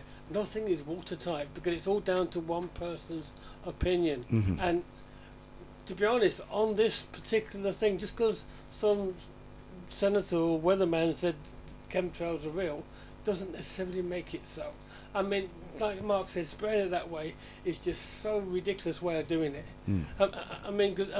Obviously people, if he's right, the money people and they, as they put it, are paying for this. What's to stop they from getting affected by it as well? I mean, they're not going to pay something that's going to kill themselves. Well, no, it just doesn't work. Well, it's basically it's an old saying my dad used to say, and that's you don't shit in your own nest. Yeah. And you know, Language. I know. It's Channel 4. No, but we're not. but basically, it's right though, isn't it? It's indiscriminate, you know. So Yeah. you're polluting your own earth, you know, not just somebody else's. Well, what do you think, Eric? Sitting there. Yeah, well, I think it's rejuvenation of the earth to a certain extent because we've made such a mess of it already. There's that possibility, but then again, if they're going to do something like that, why not try it on countries what they consider their enemy? You've got North Korea, you've got Iran, and all that. You know, there's two major war faction countries there that could start a war. Why not try to do it there? And they're not doing. So I think it's possibly earth rejuvenation. I mean, to a point when it comes to this reducing the population, I can see the reasoning behind that. It's massive. China's already got things in place to reduce the amount of children people can have. And to be honest, I think that should be more widespread because, I mean, rainforests and that are being chopped down willy-nilly, and they're the things that keep this earth alive. And we need more space for these more people, for not only to live but for food. So something needs to be done there. And yes, this isn't a crazy way, a ridiculous way of saying it's going to be done. I mean, as for the polar ice caps and that melting, that's don't have to spray. You've got companies throwing enough crap into the air to warm the earth up, but without that, I mean, it stands to reason. But I mean, no offence today, but it sounded to me, and I know I don't believe it, but it sounded to me he was picking up the bits that suited his case. I mean, especially when he starts quoting people like The Guardian, and I mean, the newspapers are the biggest bloody hypers ever, just to get a story out there and sell papers. Well, let's just know what I mean? Go back to what they've been saying in the hub. Okay, Andy 707, he thinks it's a load of codswallop. More like global dumbing. He says, what's this got to do with the paranormal? We're covering everything. It's conspiracies. Conspiracies. Yeah. Okay. So basically, there is quite a few in there that's not sure about it. Reiki Dev says HAARP receive a lot of tax funding, I assume. And there's been people that said, yeah, maybe they do need to control. Andy said, if they wanted to control us, why are they speaking freely now? What he means by that. There is quite a few there. I mean, one of the things I found out, just going through the thing, when we're talking about chemtrails, you've got some people saying that they're using argon generators to energise the sieves, who then get energised, and they, for the want of a better way of putting it, they vacuum all the harmful chemicals out the atmosphere and put them back, and put back good stuff. Apparently, these sylphs, SYLPHS, was actually known by the ancient Greeks who knew of them. Oh right, yeah. Apparently, and these are like they're air elementals, and apparently people are doing these argon generators into the pushing this energy into the atmosphere to activate the sieves. All right. So I mean, that sounds just as bleeding stupid as the other bit, as spraying everywhere to do the job. But I don't know. I mean, well, none of it really strikes a true note with me. Well, there's a few things that disturb me, and now Dave was perfectly correct in saying that governments they wouldn't think twice about spraying their own people, and there have been tests. I mean, chemical warfare test experiments on the general public in Britain in the 50s and 60s. It was done with the nuclear stuff, wasn't it? Yeah, absolutely. On our own soldiers, and the Yanks, we got hammered with it. Well, nuclear's one thing, as in, you know, they find a remote island somewhere and they have volunteers and they don't tell the volunteers. That's bad enough. But when you're spraying chemicals and then downwind they're going to hit villages in Britain, you know, general public, you know, I found that quite disturbing when I found that they'd actually been doing those sort of tests. I mean, the other thing we have to remember is everything the Americans do in their own country ends up here. Oh yeah. All their weather, we get the tail end of all of it in this country. So anything they're doing, eventually, is going to hit us. Obviously, probably a lot weaker than what they're doing it there because it's getting mixed up with air and everything else on the way. But that kind of thing affects everybody. Right. Another thing I find quite disturbing is if it is weather control, because the Earth's weather systems are that complicated that nobody really knows what's going on with them. So they don't know it. You know, if they tweak one bit, what sort of effect it's going to have, what knock-on effect it's going to have. And to me, that is a very dangerous sort of practice if they're attempting anything like that. I mean, I mean, Dave, what do you call it? Damn, I can't forget what it's called. Where the hot water and mixes. What do you call it? Damn, it's gone. Can't think. What the Gulf Stream? That's the one, the Gulf Stream. Yeah. I mean, he was saying about that's been artificially moved.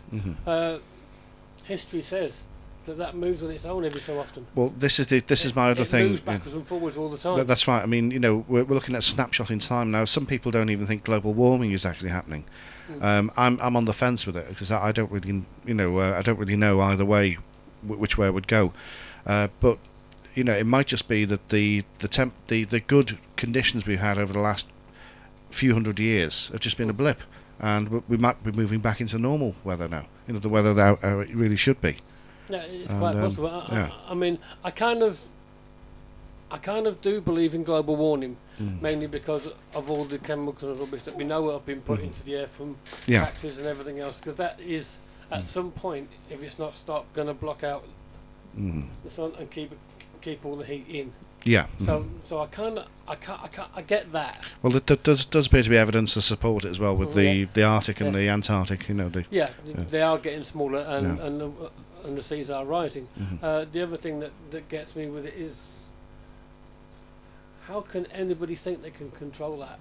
Well, that's my point precisely. You know, it's such a vast, complicated system, and the amount of energy you'd have to pump into it to even attempt to do that would be horrendous anyway. You know, so you know. You couldn't really hide it, could you? The amount of energy you're using. No, somebody would get it, wouldn't they? We'll leave the rest of that to the conspiracy theorists, because at the end of the day, we do cover everything, don't we? We do indeed. We have to put in a little bit of controversy as well.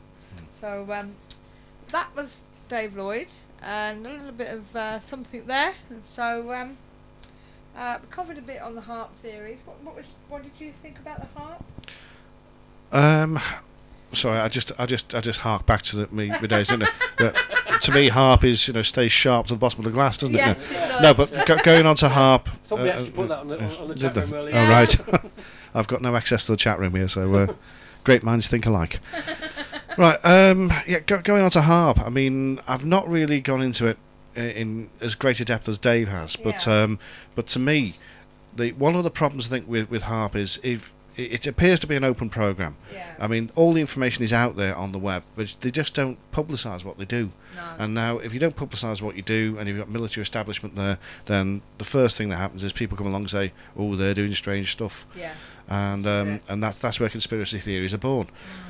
But after saying that, you know, I've been reading other bits and pieces where, you know, I wouldn't put it past governments to actually attempt to do these sort of things. You know, the old not to the extent of mind control, because I think that was a bit too far fetched. But then again, I haven't read everything Dave has read, so you know, I reserve judgment on that. But things like missile screening. That'd be a very good thing to do, and the early warning defence, you know, of being able to see what's coming over the curve quicker than satellites can beam the stuff down, or in the case of if your satellites are knocked out, you know, you need some sort of system to tell what's coming at you. So those sort of things make perfect sense to me. Communications across the curve as well of the planet do make sense.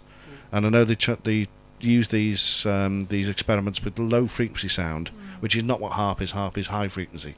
Yeah. They used to use low frequency sound to try and communicate with submarines which are submerged miles down, you know, in the oceans and things. Yeah. So I know these sort of things have happened, and but as I say, you know, it's you know, I can imagine that, you know, somebody could take over these nice little experiments and try to militarize them. Yeah. I mean, the problem with anything that's up there as defence, it can quite easily be turned around and used as a weapon. I'm not saying it is. Royal Light just come on, and they said, does anybody know what happened to the supposed solar storm that was meant to hit us last weekend? Oh yeah. Now that's interesting, that, because there was one supposed to come in head on. It wasn't a massive solar storm, but it was fairly moderate. You know, so somewhere in the mid scale. So now normally I get I get early warning messages about aurora alerts from I think it's Leicester University. Yeah. They've got a watch out there, and I normally get these alerts, you know, in conjunction with these things, and we haven't had anything recently. So maybe see, the thing is about these, you know, about these solar storms is that sometimes they're a bit slower than, you know, the normal for whatever reasons, and it might have a delayed effect. Maybe, you know, they should have hit us now. Maybe they're delayed by 2 days. Yeah. Yeah, I mean, Funny Trickster said we only get about 15 minutes warning before a solar storm would hit us. No, it's a bit out that we get Royal Light or something. We get days. Asked about it. Yeah, we get about 4 or 5 days warning. You know. I mean, how long would it take? How long does it take to hit us from once it leaves the sun? Right, about 4 or 5 days. It's highly charged particles travelling quite fast, but nowhere near the speed of light. So once it's seen, yeah, we've still got several days. We have, yeah. I mean, it's 8 minutes. It takes light to travel from the sun. So when we see one, it's 8 minutes out. You know, we actually see the flare, and then it's days later the charged particles come our way. Yeah. Right, well, if you just joined us, we are the KTPF Community Talk Show, keeping the paranormal friendly, and we do cover quite a few things, not just the paranormal. We can cover the UFOs, cryptozoology, and everything. We try to shove them in as well. So we have been talking about the conspiracy theories of chemtrails and HAARP, and this new disease, or this disease that's been knocking around called Mergelons. Well, I have to put my official hat on. It's an alleged disease. It's not been recognised by anybody. Yeah. So that's what you've missed. And basically, David Lloyd's still on there if you want to ask him any questions about these. We also like to acknowledge that we have had a few people come on since we started. We have Funny Trickster still there. Thanks for coming on, Vinny. We have Ray Light, who's there. I'm not sure where he's from. We have a guy from Canada, which was Crazy Tam, I think his name was. And yeah, we've just had quite a few people come in now. So welcome to the KTPF Community Talk Show. And oh, you're from the Northwest. Same with us. So what we're going to do now, we're going to go to the paranormal events for you, and we'll see you after the break. We've got all the news right here. Don't go away. Fed up of wading through the activities and events that other advertisers include? Find just what you're looking for at paranormaleventsforyou.com, your one-stop paranormal directory.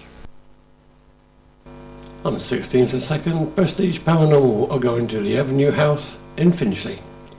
On the 21st of the 2nd, there's a psychic night at a parking in Harlow. On the 23rd of the 2nd, 6 Sense PI are going to the Anglesey Arms at the Harbourfront in Carmarthen. March now, and on the 2nd, DI Paranormal are off to the Yorkshire Air Museum in Doncaster. Also on the 2nd, the Haunting Team are going to Alton Towers in Alton. On the 8th of the 3rd, Prestige Paranormal are doing a ghost hunt, dinner, B&B and history tour at Craigienoss in Powys. On the 16th of the 3rd, you can do the Pendle Hill Experience with DI Paranormal UK at Pendle Hill in Sapton. On the 23rd of the 3rd, DI Paranormal UK are going to Morecambe Winter Gardens in Morecambe. Also on the 23rd of the 3rd, Spirit Watch Ghost Hunting Experience at Pendle Hill in Sabden. So check out the one-stop paranormal directory for more investigations and events available now. ParanormalEventsForYou.com also offers banner advertising for only £10 per year. See our website for more details. ParanormalEventsForYou.com, your one-stop paranormal directory. Well, welcome back to the show, and as I said, we're here with Steve Taggart, my husband. You'll probably see his hand in a bit, but and we've also got Eric, who's next to him, from UK Shadow Seekers, who me and Steve are founders of, and we've also got Mark Rosney here from Preternatural Planet, and also, oh, are you not up? Sorry, darling. Planet Preternatural. Planet Preternatural, yeah. Yeah, and you're also part of Night Watch. Yeah, part of an events company called Night Watch UK. Right, do you want to tell us a bit more about them? Yeah, absolutely. That's a good cue. Right, well, Night Watch UK, we're an events organisation that specialises in paranormal events. So we do everything from ghost hunts through to UFO sky watches, and we also arrange paranormal events, e.g. comedy shows as well. Yes. So we're not just a ghost hunting company. And talking about that, Oh yes. Yeah. we could go into this now. Mm. Talking about, what was it, comedy ghost things, you Yeah. said? Mm-hmm. Like, what's this all about? Right, we've got a comedian called Paul Gannon who's has had a lot of experience with the paranormal throughout the years. He was part of Derek Akora's roadshow at one point, and he's collected all of his funniest experiences with the world of the paranormal, put them together as a one-off show, and we're lucky to have him come across to Liverpool. Just borrow the tickets. I've got all the details. Yeah. Okay. He's coming across to with his one-man show, and it's One Man versus the Paranormal. It's on Thursday, 28th of March, 2013, and it's at the Dome in Grand Central Hall, which is in Renshaw Street in Liverpool. Now, all the details you can find will be on our website, which is allthews.nightwatchuk, all's one word, .co.uk. And now what we'd like to do is we've got a couple of tickets spare, and we'd like to offer up as a competition for all the listeners in tonight. Yep. And all you have to do is answer this one question, and that is, we have a new member to the Night Watch team, and we just want to know what's the new member's nickname. Okay. Now you can find all that information out on the on our website, which is all the W's again .nightwatchuk.co.uk. Okay, and then if you just email info@nightwatchuk.co.uk, or find a link on the web page and just email us with the answer, and we'll get all the correct answers at the end of the week, and we'll pull one out of the hat, and you will win 2 tickets to see Paul Gannon live. Where they send it to you, did you say? Yeah, send it to us, or they can send it via you as well if they wish. You can do admin@ktpf.co.uk, Yep. or what you... Or else, yeah, and let's say we'll put the collective hat together and see who's our lucky winner. Please remember, it's on Thursday the 28th of March. And please also remember that if you can make it, then go in for the competition. If not, then unfortunately don't, because you're just taking it away from somebody else. Unless you've got somebody you can send the tickets to. Oh yeah, you can do it that way. Oh, has he? Yeah, David Bedell. David Bedell, yes, I've just been seeing that. I think I'd sooner stick with Manuel. Manuel? Okay. Yeah, exactly, yeah. But, as I say, it's... Well, they haven't seen you wear glasses before, have they?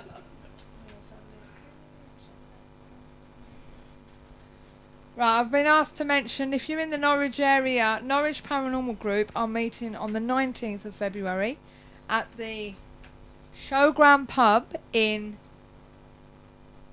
Costessie. It sounds like it. Anyway, Norwich at 8 p.m. So if you're in the area, why don't you go down and meet Norwich Paranormal Group? Okay, so there you go. Something like that anyway, Costessie. She has changed it. Fingers, I don't know. I don't know what they're writing on there now anyway. It was changed into its finger. Okay, spooky stuff down south. Yeah, spooky stuff down south. Okay. Yeah, I can't hardly see his name either, Vinny. So. What, Andy said what's that? Yeah, It's nice can't. and clear. It's blue on here, dark blue. It's like mauve. Stands out quite well. Well, all I'm seeing is very, very dark blue on black. Well, this next segment, ladies and gentlemen, you may be interested in. Blue on black or blue on white. Precisely. Yeah, dark black on black. Are you in the... Vinny, are you in the... Are you in the live stream studio? Alright, you're on the front page. No, it needs a bit brighter than that, Andy. So... Yeah, it's only these smart people that are actually in the studio, live stream studio. we can see you perfect. Green's the way to go. Perfect on the front door. Andy, it's very dark red now to me. You can make it lighter red or something. Or yellow. Anyway, going on to the next segment. Yes, go Susie. We're talking, we've decided this week, for this week only, to do away with the haunted season, or session.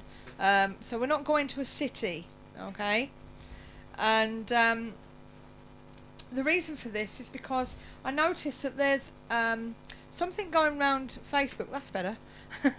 There's something going around Facebook regarding, oh, I can't remember what else. Oh, something to do with if you're in a car park and this woman drove away and there was a ticket on the back of her car, and she decided not to stop and wait until she got home, and when she checked it, it was a parking ticket, and apparently there's this rumour going around that if you get out the car, obviously you get out and the car's still running and you get carjacked. Mm-hmm. Which gave me an idea for tonight for urban legends, because that's actually an urban legend. It's not true, but at the end of the day, please be careful, because it is possible it can happen. Most of these urban legends end up being true because they look at that and think, oh, that's an idea. People think it's an urban legend, I'll do it. Yeah.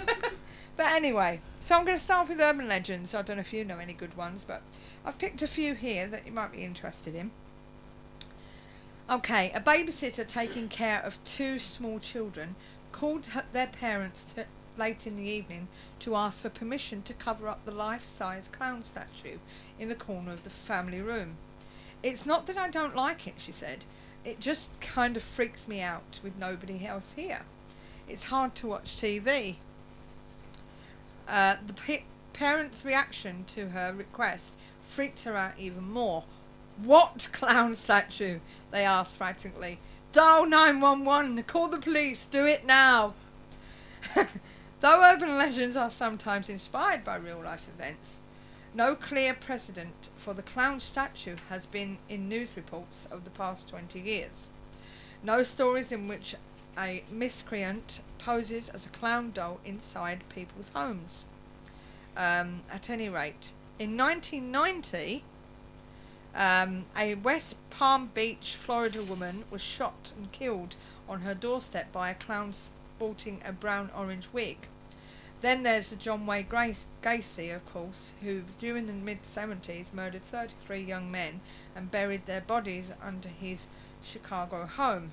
The media christened him the Killer Clown because he was known for hosting neighbourhood parties at which he dressed up as a clown. But here are a couple of the creepiest urban legends that ended up being true. Here's the legend. A couple checks into a hotel and have to put up with a foul odour in their room all night. They call the staff to complain and somebody figures out the stench is coming from the bed. When the staff take off the mattress, they discover the couple had been sleeping over the rotting body of a dead girl who had been stuffed in the box spring.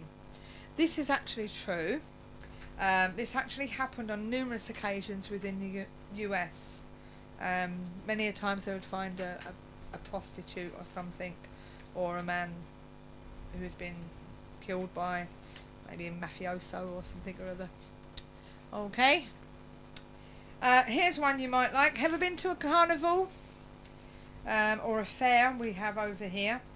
A prop at a carnival was discovered not to be made of the usual combination of papier-mâché and carny spit, but human skin and bones.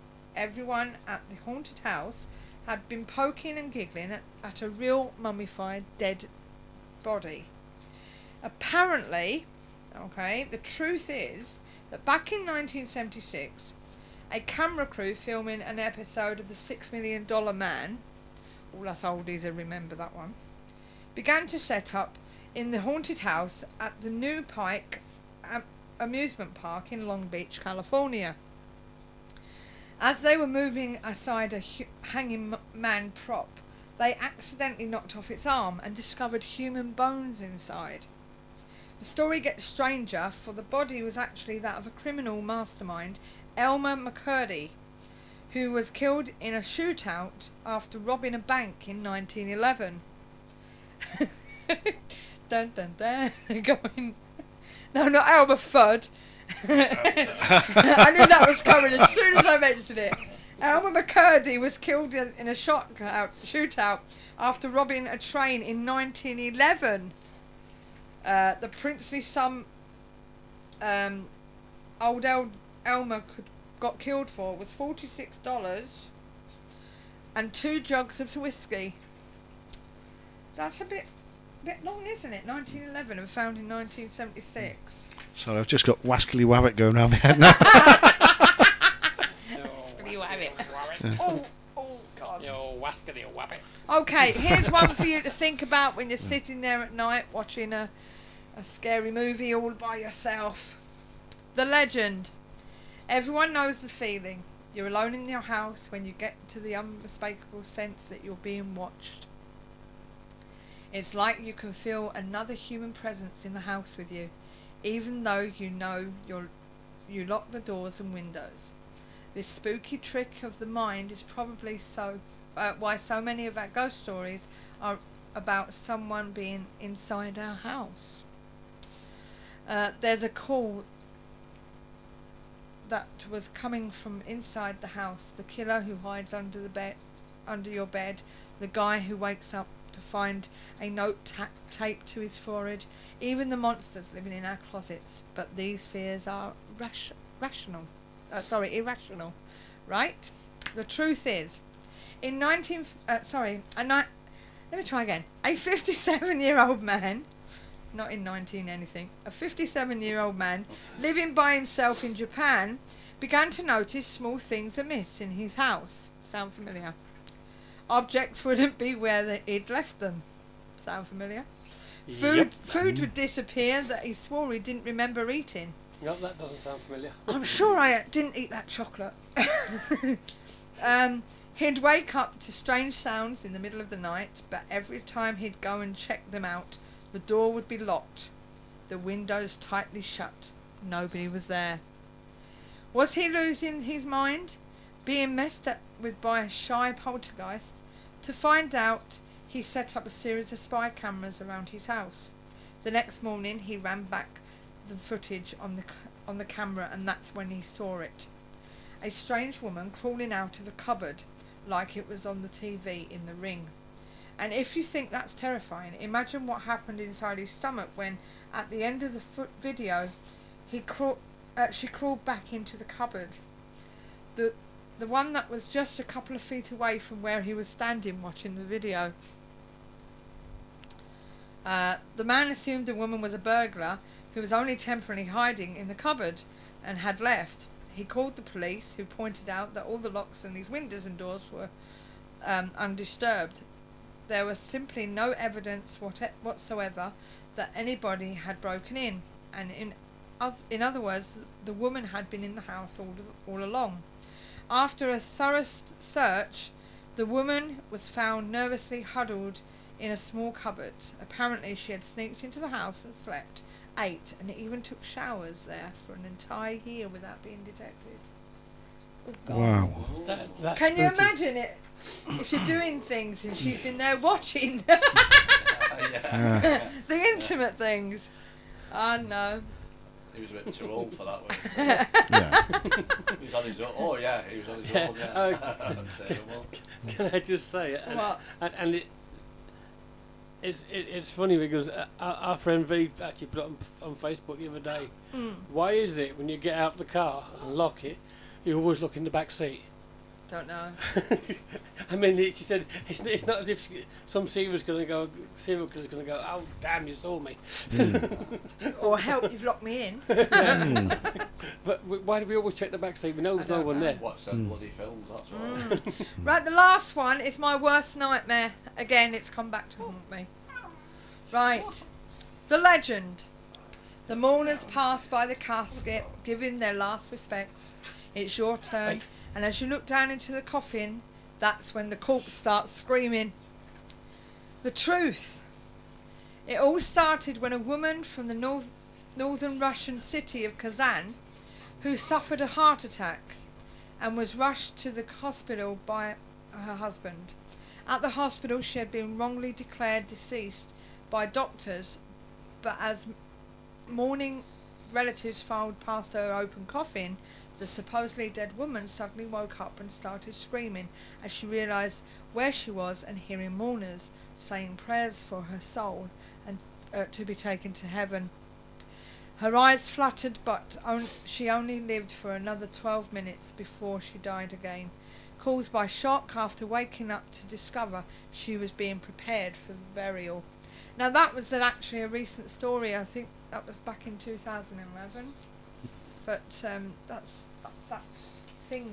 Mind you, she had a heart attack anyway. But there is something where you can. Was it sleep stuff, isn't it? You can. Yeah, there's sleep paralysis. Yeah, that sleep paralysis is a bit of a rum isn't it?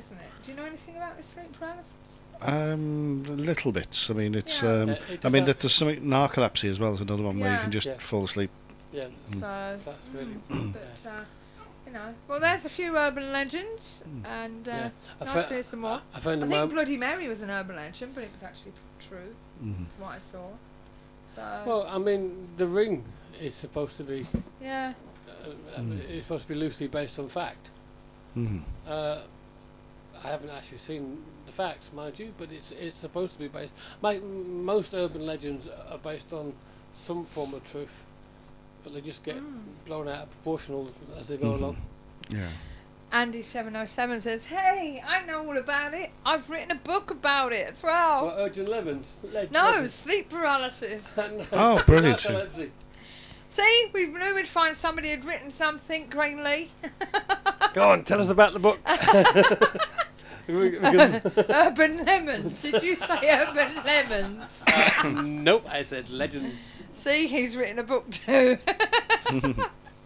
But as I say, going back onto the paranormal, which I'm getting moaned about. I'm writing a book too. Oh yeah. Yes. You've written a book. I'm writing another one. Are you? What's it about this time? Just ramblings of a unconscious mind. Oh right. So there's all sorts of rubbish in there. Oh, I see. But some of it I actually sent to Nigel the other day for his opinion. Oh, did you? Yeah. Eric, right, you've been with the UK Shadow Seekers for a while. What are you actually into? What's your top? What's your number one paranormal thing for you? Yeah. Well, it's UFOs, but I like the spirits. I like communication with spirits. I like the spirits. I normally drink Malibu, but. Yeah, I noticed that when I buy you one. It turns into a double. So, yeah, well. If she's pouring it, it turns into a treble, believe me. Well, I do like spirits all around me. But how long have you actually been doing this for? Because you've been with us for like, what, a long time. 2007 we started, wasn't it? Yeah. So that's like 5. So, yeah, we're in our 6th year. Yeah. And then obviously, then we was with Tameside before that. So. And I seen my ghost before that. So when was your first? Tell us a ghost story. Yeah. Tell us your encounter. What was your first one? Yeah. Well, when I used to live on Oldham Road, I seen a shadow in the house. Put it that far. Yeah. Just to make sure it can be here. I seen a shadow at the top of the stairs. It used to be done to a funeral directors, and the actual slab that used to lay the bodies on was still there in the cellars. Didn't have you up. Oh, that's a Sorry. shame. Not to worry. I can hear him now. Go on. And again. yeah, well, I seen one of my first encounters was shadow, black shadow at the top of the stairs in the house I used to live in.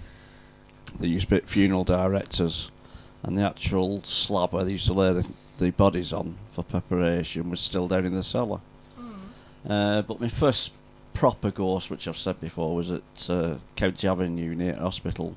It was my brother's mother-in-law. She died about a year and a half before, and she was putting stood in window, putting towels into a cupboard. But where it used to be an airing cupboard, and they got fitted wardrobes there then. So that was the main first one, and that's what started me looking for a group really. But it was just like looking at you and me, just solid forms, and that's most of the spirits I've seen, ghosts involving solid forms. How did you get started in this malarkey? Malarkey. And can I just say that it was 25 years ago? 25 years ago, yeah. Yes, 25 years ago this year. Well, what really started it was I had a UFO sighting, which turned out not to be a UFO, but that really got me interested into UFOs in particular. First 10 years I studied nothing but UFOs, and then after that I joined a group called MARA, Merseyside Anomalies Research Association, and met like-minded people, and they got me into the wider field of the paranormal. And that's when I discovered that there was amazing crossovers between UFOs, ghosts, and all the other phenomena. It does run into it. Really does, yeah. Yeah, people don't think it does, but it's not just all about ghosts, is it? No. Because they've got a theory now that sometimes when you see a UFO, it's with a ghost sighting, and it's all interjected, isn't it? Well, I think one of the interesting things is that if somebody has a paranormal experience, it doesn't matter what it is. That seems to be the door that opens it up to everything else. And so you tend to find that if somebody has a UFO experience, for instance, they will then start seeing UFOs in the sky. All sorts of things will be happening, and vice versa. Somebody has a ghost experience, and somebody has a UFO experience, ghosts, and there's all manner of sort of cross connections between these things. See, cryptozoologists, they don't like being classed under the paranormal banner. But then again, when you start talking about owlmen and shooks and black dogs and stuff like that, it is partly paranormal. Oh, absolutely. I mean, the whole notion of, well, for instance, go to the common things like big cats are sighted. Yeah. Now, these big cats are sighted in areas where there's not enough land to sustain them. There's not enough food supply around. Yet these things, they're seen, they disappear, seen again, disappear. A bit like a ghost, So. Just a quick question. Nigel said, did you write in the Newfound News? A couple of my cases were reported there. That's going back to about 1995, but I didn't write anything for it. But I've been name checked there. Yeah. Right. Okay. And as I say, going back to what we were saying, UFO folklore crossover theory is that going on about UFO folklore. Oh yeah. Crossover theory. Oh yeah, absolutely. Well, it's the basic theory of sightings back into antiquity of things like fairies, sprites, elves, etc. And then, as the centuries passed, then suddenly we're starting to see things like Nordics, greys, same sort of basic descriptions. 4 foot tall creatures, sort of like weird grey shapes. And the only thing that's changed is our cultural emphasis on the things. Our cultural framework. So whereas people used to see, say elves, goblins, fairies, etc. Back in the day, that was the basic cultural sort of thing. It was it was all part and parcel of how the stories were told when they grow up, etc. Now we're in a technological sort of world. We see aliens from space, but the phenomena is very, very similar. Especially the abduction sort of scenario as well. Where people get taken away for 15 minutes of a time. They miss 15 minutes of time, and they mysteriously found themselves back in bed or whatever. And you know, it's a bit like the, you know, the old fairy traditions where, you know, people are taken away to, you know, fairy rings, you know, now it's flying saucers, etc. There's all sorts of things that you can. Yeah, but it's all comes home to it somewhere. Oh yeah. Steve, did you want to say something? Yeah, I mean, is the also that's been reported connections with UFOs are Bigfoot. It's been seen in the vicinity of UFOs. Absolutely, and also the chupacabra that has also been seen around that time. So much so that there was a suggestion that chupacabras could be alien pets that get left behind. Oh right, so the Landosaurus are taken out for a wee and off it goes. Yeah. Right. A bit like E.T. getting left behind. Yeah. I think that was a bit far fetched, but yeah, they have had sightings of these creatures. Oh yeah, in and around UFO sites. Yeah, I mean there is big links between these sort of things, and that's the sort of thing that fascinates me. The fact that you know, the underlying stories behind all these things seem to be very similar. There seems to be a similar sort of thing happening to people. I mean, let's go back to the incubus and the succubus. You know, these weird demons that sit on you and you know, stop you from moving at all. And you know, people have these terrifying sort of experiences, and now you translate those now to abduction experiences. You know, where people are now, they find themselves in bed or immobile, and all of a sudden these beings come into the room and lift them up through, you know, whatever, you know, and they're straight out through the window into a spaceship. You know, but the thing's very similar, as in, you know, they're immobilized, terrified by these beings they can't quite describe. It all fits, you know. It's but are we talking technology there? Because people are more aware of technology. I know they've made it fit what's out there. Well, that's one thing. You know, as I say, it's our cultural framework, I think, is at work here, where we're interpreting what we're seeing with the things we're used to. Yeah. But so there's some sort of thing that's been going on, and it goes right across different cultures as well, beliefs, cultures, and upbringings as well, and the effects are all the same worldwide. They're starting to put. I believe they're starting to put UFOs into children's books now at school. Oh yeah. Spacemen, they're teaching the kids now. Yeah. But there's so much stuff out there. But that goes back to the drip theory, doesn't it? Yeah, dripping it into people. What do you reckon, Eric? Yeah, I think in the mic. I think some information I think we are drip fed to a lot of extent. Yeah. Some of it does happen. But yeah, I think this drip theory, but I think that again comes out of beings probably beyond us that are allowing things to happen, like technology and stuff like that. Yeah. That's what I think. It's a strange world. Because it's just the way it's happened. I mean, computers like we've got here nowadays, look at size of them years ago. Oh yeah. All of a sudden, bam, bam, we get the chip, and we've got things like this happening. Yeah, We've got so much information going on. I mean, originally, one of the first computers wouldn't fit in this room, would it? No. We and had it was a full of meeting tapes and everything, wasn't it? And we had to update all our medical records because we have a theory that if we update everyone's medical records, they fill in a medical form, it gets sealed up, it doesn't get touched, it's got a nice number on the front. So if anything happens on investigation, but with one of the team, and the ambulance comes, instead of thinking, God, is he allergic to anything, we can just give him the information. Very good call, yeah. Perfect idea. Well, we were talking about it at the meeting, and we got some of the newbies to fill in theirs. And Ian Shabba, wasn't he? He was saying that, how do we know that later on down the line we're not going to have, like, barcodes implanted in us and little chips, you know, so that all we have to do is scan us, because that's the information. It's so advanced these days. Well, that's a chip on the dog, isn't it? Put chips in dogs. Yeah, I mean, that information is already there. Yeah, they do it to dogs and technology, like Eric said. You know. So the technology is already there to do that. Yeah. The only problem we would have is updating it. This is it. Yeah. Well, here we go. Now this will be quite a surprise to my fellow team members, but I'd be all in favour of us all getting chipped, as in, you know, radio frequency ID chips. Yeah. Mainly because you can keep track of people around the building, so you know where they've been, and so you know when you find these, when you're reviewing all your tapes and your recordings later, you can sort of eliminate people. Say, you were in that cupboard at that time, and that noise was being made, so it must have been you. You know, that sort of thing. But no, that's Big Brother. That. Oh we yeah. don't want that. No, it's anally retentive. You know, when I'm trying to sort out my cases.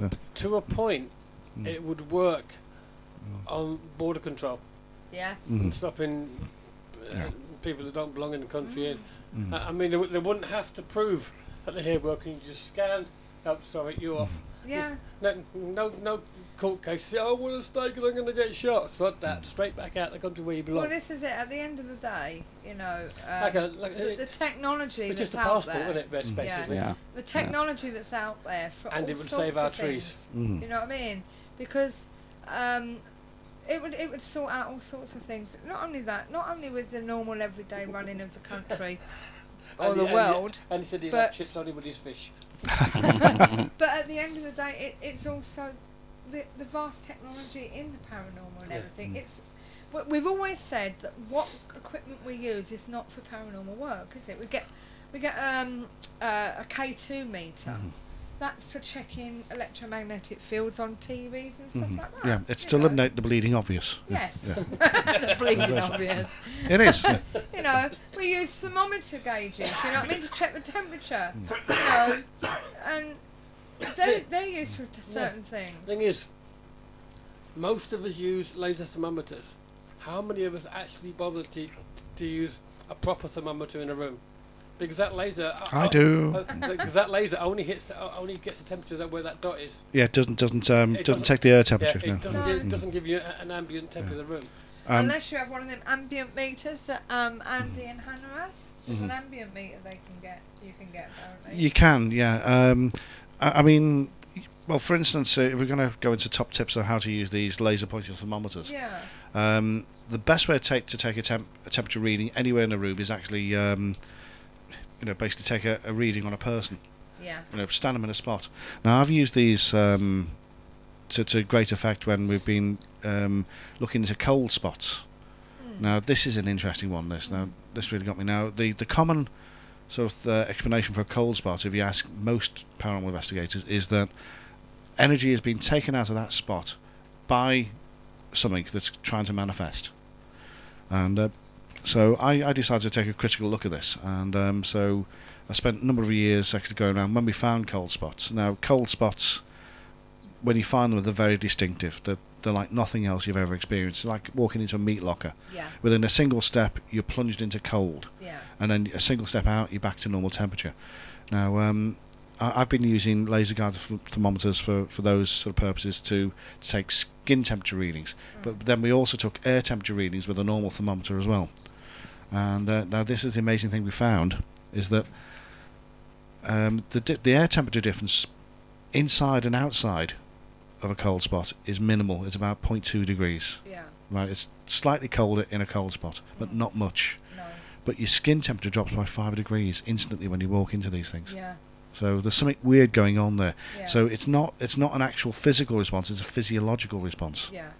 And that, to me, it's I think it's really amazing. It really needs further study. Yeah. But that's where these things come into play. Where you have to use a variety of equipment. Yeah. So, anything else, Steve? I actually like his chip idea, if only for the passport. Yeah. Yeah. But the thermometer, what?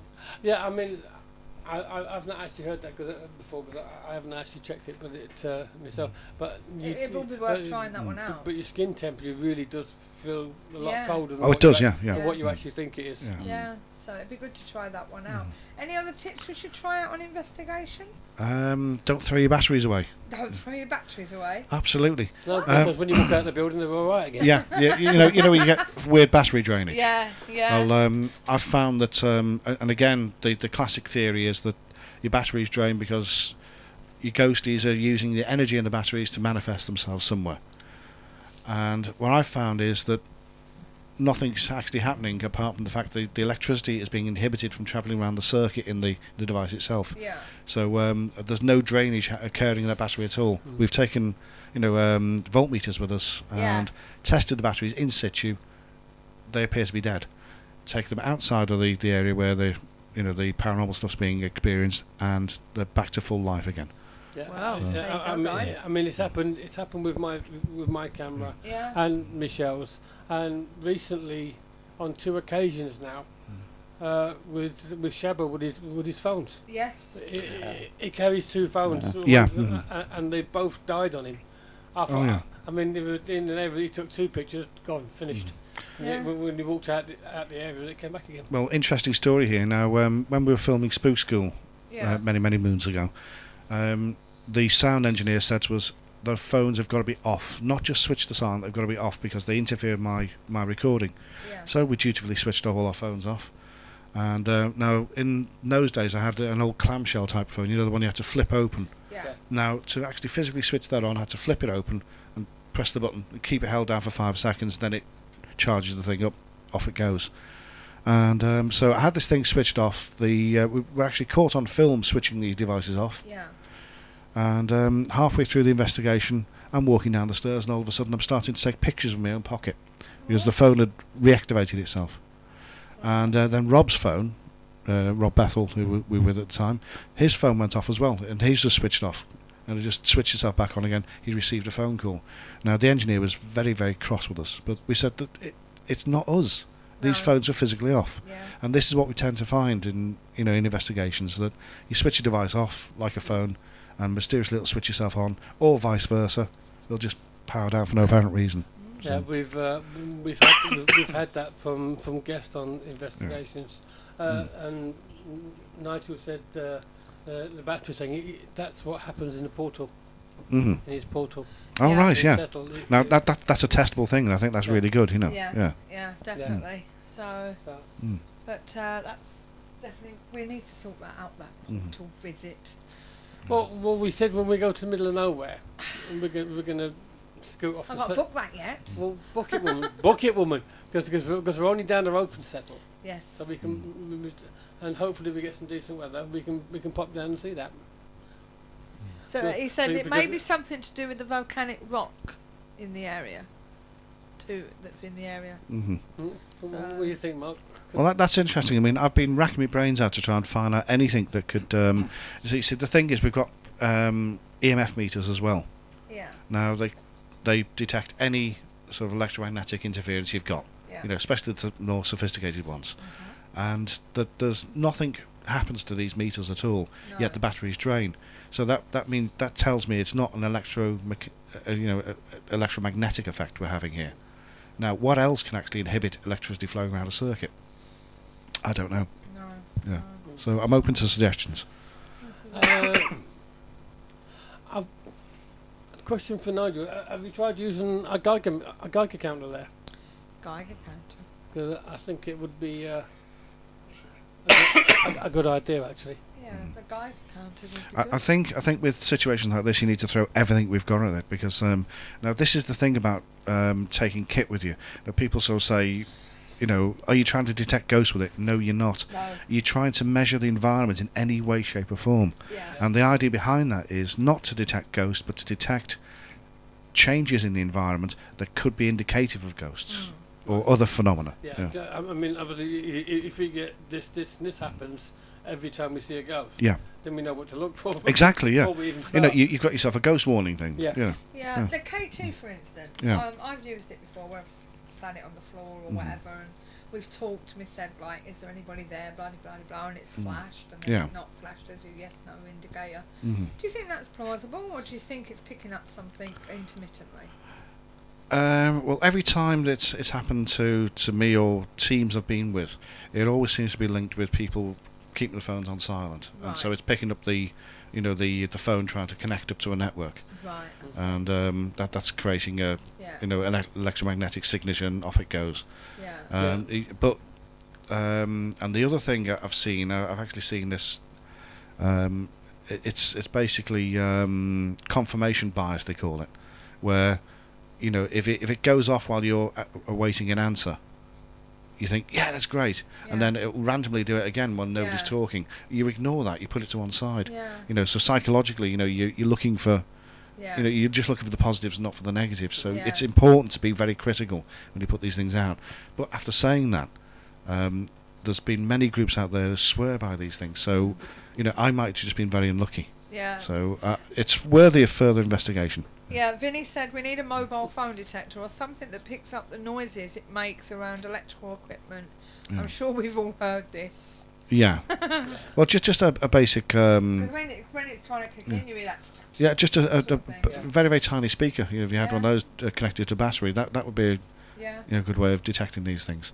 Yeah, I mean, supposedly if you have it on flight mode, and I know some of these phones are not very good at with flight mode, but it's supposed to stop the phone from looking for a signal.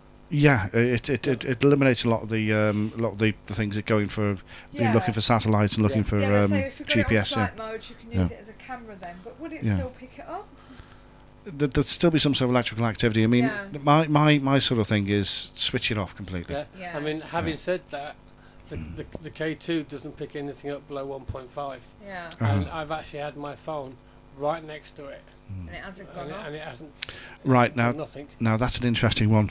Yeah. Now this is where you learn to use your equipment. Right. Yeah. I'm not saying you haven't used it properly, but basically the highly directional, the coil that picks up the it's basically it picks up magnetic fields. Yeah. The K2 in particular, and it's highly directional. The coil. Now I've actually seen people walking down a corridor with a K2, nothing's happened, and then the minute they turn a corner, it goes off. And basically what they've done is pointed the actual thing in the right direction to pick up the magnetic field that's there. Yeah. The magnetic field was running all the way down the corridor they were in, but it's just pointed away.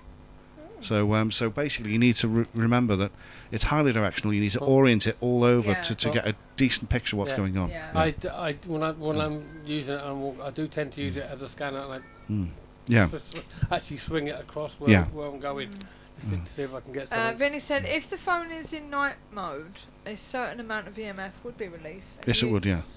Flight, I think it means. And you would have to, and you would have to have it very close, and it would be more constant EMF generated from the phone's CPU. Yes, yeah. Yeah, but I mean, I think we're talking about two different phones. We've got normal phones, and we've got the Android phone, which is more like a computer. Because your normal phones don't have CPUs. Well, not such, Not to the extent that the Androids do. I mean, the Androids, 1.5? Good evening, Debbie from Canada. Sometimes bigger. Yeah. Did you say somebody come in? Yeah, Debbie Newhook said apparently just battery operated... disappeared on me. Battery operated radio that is not tuned in to a radio station will pick electromagnetic waves. Yes, absolutely, yeah. So, thank you, Debbie. Hi there, and welcome to the show. We've nearly finished, but I hope you've been sitting in the wings. I don't know what time you are there, but to give you an idea, we started 2 hours and 15 minutes ago. Yeah, we started at 8 p.m. GMT. So if you want to join us each week, please do. So, but it's nice to see you either way. Weird and wonderful subjects we cover. All phones have CPUs. The smartphone has more complex ones. Even your TV has a CPU of sorts. Yeah. Even your toaster, apparently. Yeah. It's 5:18 here in Ontario. Said Crazy Tam. Is that AM or PM? I don't know. Is that AM or PM? Mind you, they tend to use a 24-hour clock over there. So PM. So I'll say no, it's PM. Just heard a cat meow. Yeah, that wasn't paranormal. That was Tigger. Great show, by the way. Enjoyed it. I'm glad you have. We try and cover, as I say, we try and cover everything. 2 p.m. here on the West Coast. 2:18 p.m. on the West Coast of Canada. Well, welcome to the show, Debbie, and also Crazy Tam. I hope to see you again soon on the next one. And I suppose better let them know what's coming next week. Have we done the events yet? Yeah. We've done them. Oh, yeah? We were talking. Coming soon. I didn't hear it once. Who've we got to go? Next week, if all goes well, we've got Chris Andrews from Club Zero. Yeah. And Jeff Knott, who's a medium. And they said that they're going to talk about science and psychics. So that'd be good, wouldn't it? Yeah. So we've got that. Plus, we've got a gentleman coming on the phone. I was hoping to get Wade Davis on and do this with him, but Wade Davis is a bit busy at the moment. But we're talking to Doug Roberts about zombies. He's an author from America, and he'll be talking about today's zombies, something like the Miami zombie, and stuff like that. You remember that? Oh no, that's fascinating. That Yeah, you know, because there's people in China. There was one story I read on his Facebook, not his Facebook, on his website, where he said there was a story in Japan where a woman got into a cab, China or Japan. She got into the cab to be taken wherever. the guy who was driving, the cab driver, did no more, got out, got in the back seat and chewed her face off. Oh yeah, there was a. You know, it's ridiculous. There's another one in China where bus driver just travelling down. He basically got out of his bus, found the first woman he could down the street, and just attacked her completely. Well, this is it. Wade Davis. The story with Wade Davis is actually a chemist, and Charlotte actually thought you said Craig David. Wade Davis rather. He was actually a chemist, wasn't he, or something? And he went to Haiti to find out about this powder that makes you into like a zombified person. So we was hoping to get him and put it together with this guy who actually writes about zombies, but he's more on about the everyday. Yeah, that's it. The Serpent and the Rainbow. He's actually on about this today's culture at the moment with everything that's happening. It's weird the way they're doing it. You know. Well, somebody thinks that the latest outbreak of zombieism is caused by possibly some new drug that's out in the streets. You know. Yeah. So we're going to be talking to him, but as I say, we will have Chris Andrews with us and Jeff Knott, and we'll be talking psychic and science. Yeah. Can I also say to Debbie in Canada that all our shows go on YouTube, so she can catch up on what she missed. So if you'd like to go on YouTube, we've got the YouTube channel there. Yeah. Last week's show will be on soon, but you've been had a few medical problems and you're completely worn out. So I am. I'm knackered. I'm tired now. and we now, have the and tech now they can hear the cat. Simply to do this kind of bizarre behaviour. Well, perhaps we can get you on the show sometime, Debbie, and you can talk about your group and what you do, because that's what it's all about. You know, keeping the paranormal friendly, as well as talking about other strange and wonderful things that's happening around the world and in our skies as well. And maybe we can get you on the show and you can tell us about the way they do it in Canada. That'll be good. A bit different to the way we do it over here mainly. We've found a lot of that in America, isn't it? They don't do so much of the tours. Yeah, they tend they tend not to do public invest in the US, don't they? Pardon? They tend not to do public invest. It's all team stuff. Right. For those of you who are nosy, I had a minor stroke the other week after the Sunday show. Okay. That's told you. I am into the nanotech that they dump on us, and the transhuman movement. You heard any of that? Do you know about? Well, we were speaking about it before. Yes, definitely. So you know, I'll get there, Andy. Don't worry. And anyway, that's why I'm a bit today. Was it because you talked with me after the show, Sue? No. No, it was to do with them bloody flights that happened on the Saturday. Yeah, and anyway, Crazy Tim said he actually has more gallons. Really? Which is what he was putting links on here. Wow. Yeah. So he obviously missed all the links he was putting on. You know, but wow, God, you know, so yeah. Well, I saw some. Is it a bad case of this more gallons? Crazy Tam? Well, Deb just said Morgan is nanotech and is part of a huge mind control program. Not sure about that. Wow. So I'm sorry to hear that, my love. 5 years open leaders. Wow. So there you go, guys. Yeah, no doctor will help. Morgana's does actually. Well, they don't know what to do with it. No, they don't, do they? I wonder if Dave can put. Is Dave still in the chat room, or is he gone? I know he's a friend of Dave's on. Yeah, I think it's part of Dave's Facebook. He said, "It's all good. I am raising awareness. That's why my group, Morgana's, much more than that." Can I just mention to everybody? You're a girl. Sorry, darling. Just mention to everybody out there that one of the biggest supporters of Morgellons, you know, the actual awareness, is Joni Mitchell, of all people. Really? Yeah. So it's Tammy. Crazy Tammy. Right. Well, just to give you a few heads up on what's coming in the next couple of weeks. On the 27th of... God, bloody hell, we're nearly over February. As I say, next week we've got Science and Science. Psychic and Science. And Zombies. Author Doug Roberts. Then the following week we've got Sasha Claire Christie coming on. On. Another neighbour. Eh? Another neighbour of mine. Is she? Well, she's in Liverpool, yeah. Is she? So that's on the 27th. I've got a problem here. Don't you start. We have Andy moaning because he's in Essex. No, it's not that. Everyone's in Liverpool. If we put a fence around Liverpool, we'd never hear anything about paranormal. No, we wouldn't. Because they're all scousers. They're all bloody scousers. If you wanted the latest conspiracy theory, we're all moving to Liverpool. Yeah, all this. All So we these got paranormal Sasha, people now live in Liverpool. Sasha come in on the Skype that night. She's from Leeds too, apparently. Yeah, originally, yeah. Yeah. March is going to be a busy month when I get it all booked up. But at the moment, just to let you know, is Simply Joe still on? Yes, it's a emulsive acid.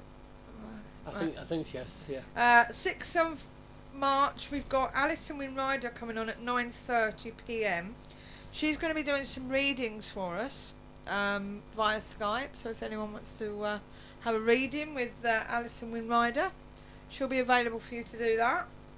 I've still got the 13th of March. Joe's just come back and said, yeah.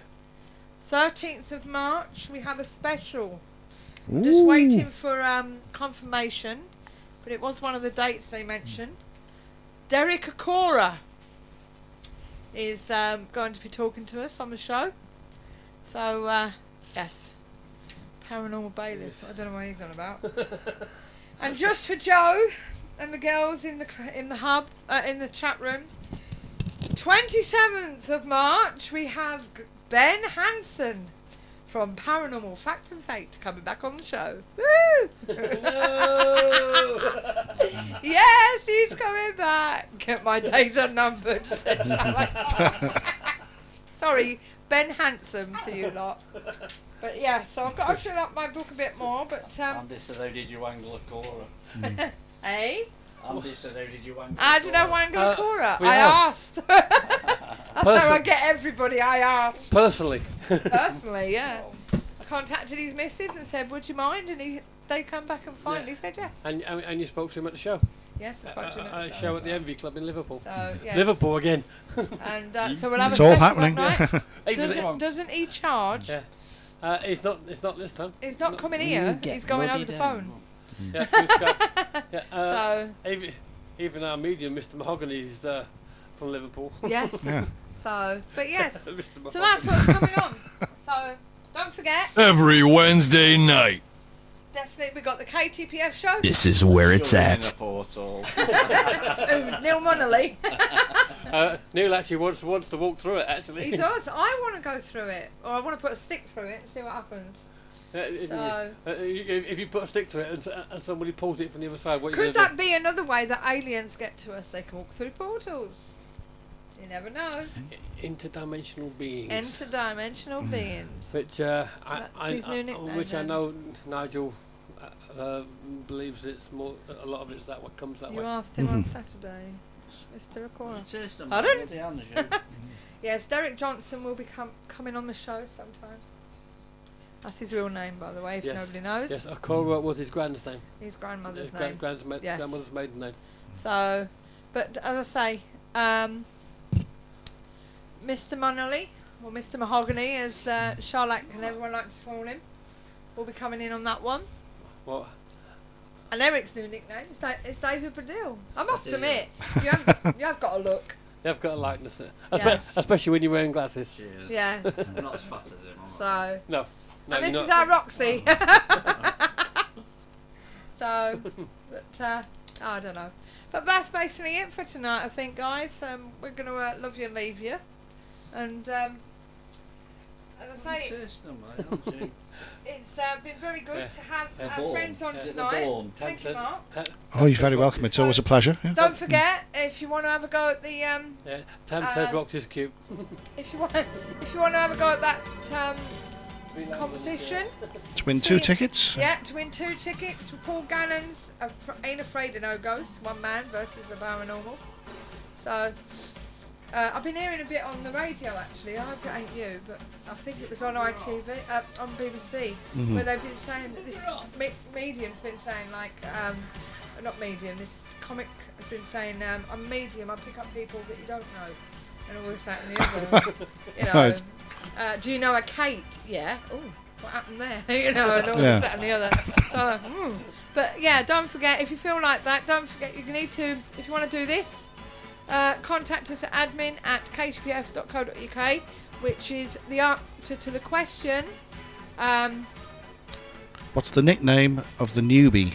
Of the newbie, yes. And if you don't send it to us, send it to where we go.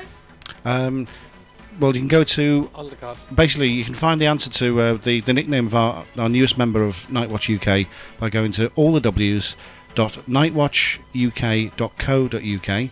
The answer's on there on the website. You have a quick peruse around, and then you can either email us at info@nightwatch.co.uk with the answer, or you can go to KTPF and contact the admin there, and as I said, we'll collate all the correct answers and pull one name out of the hat at the end of the week.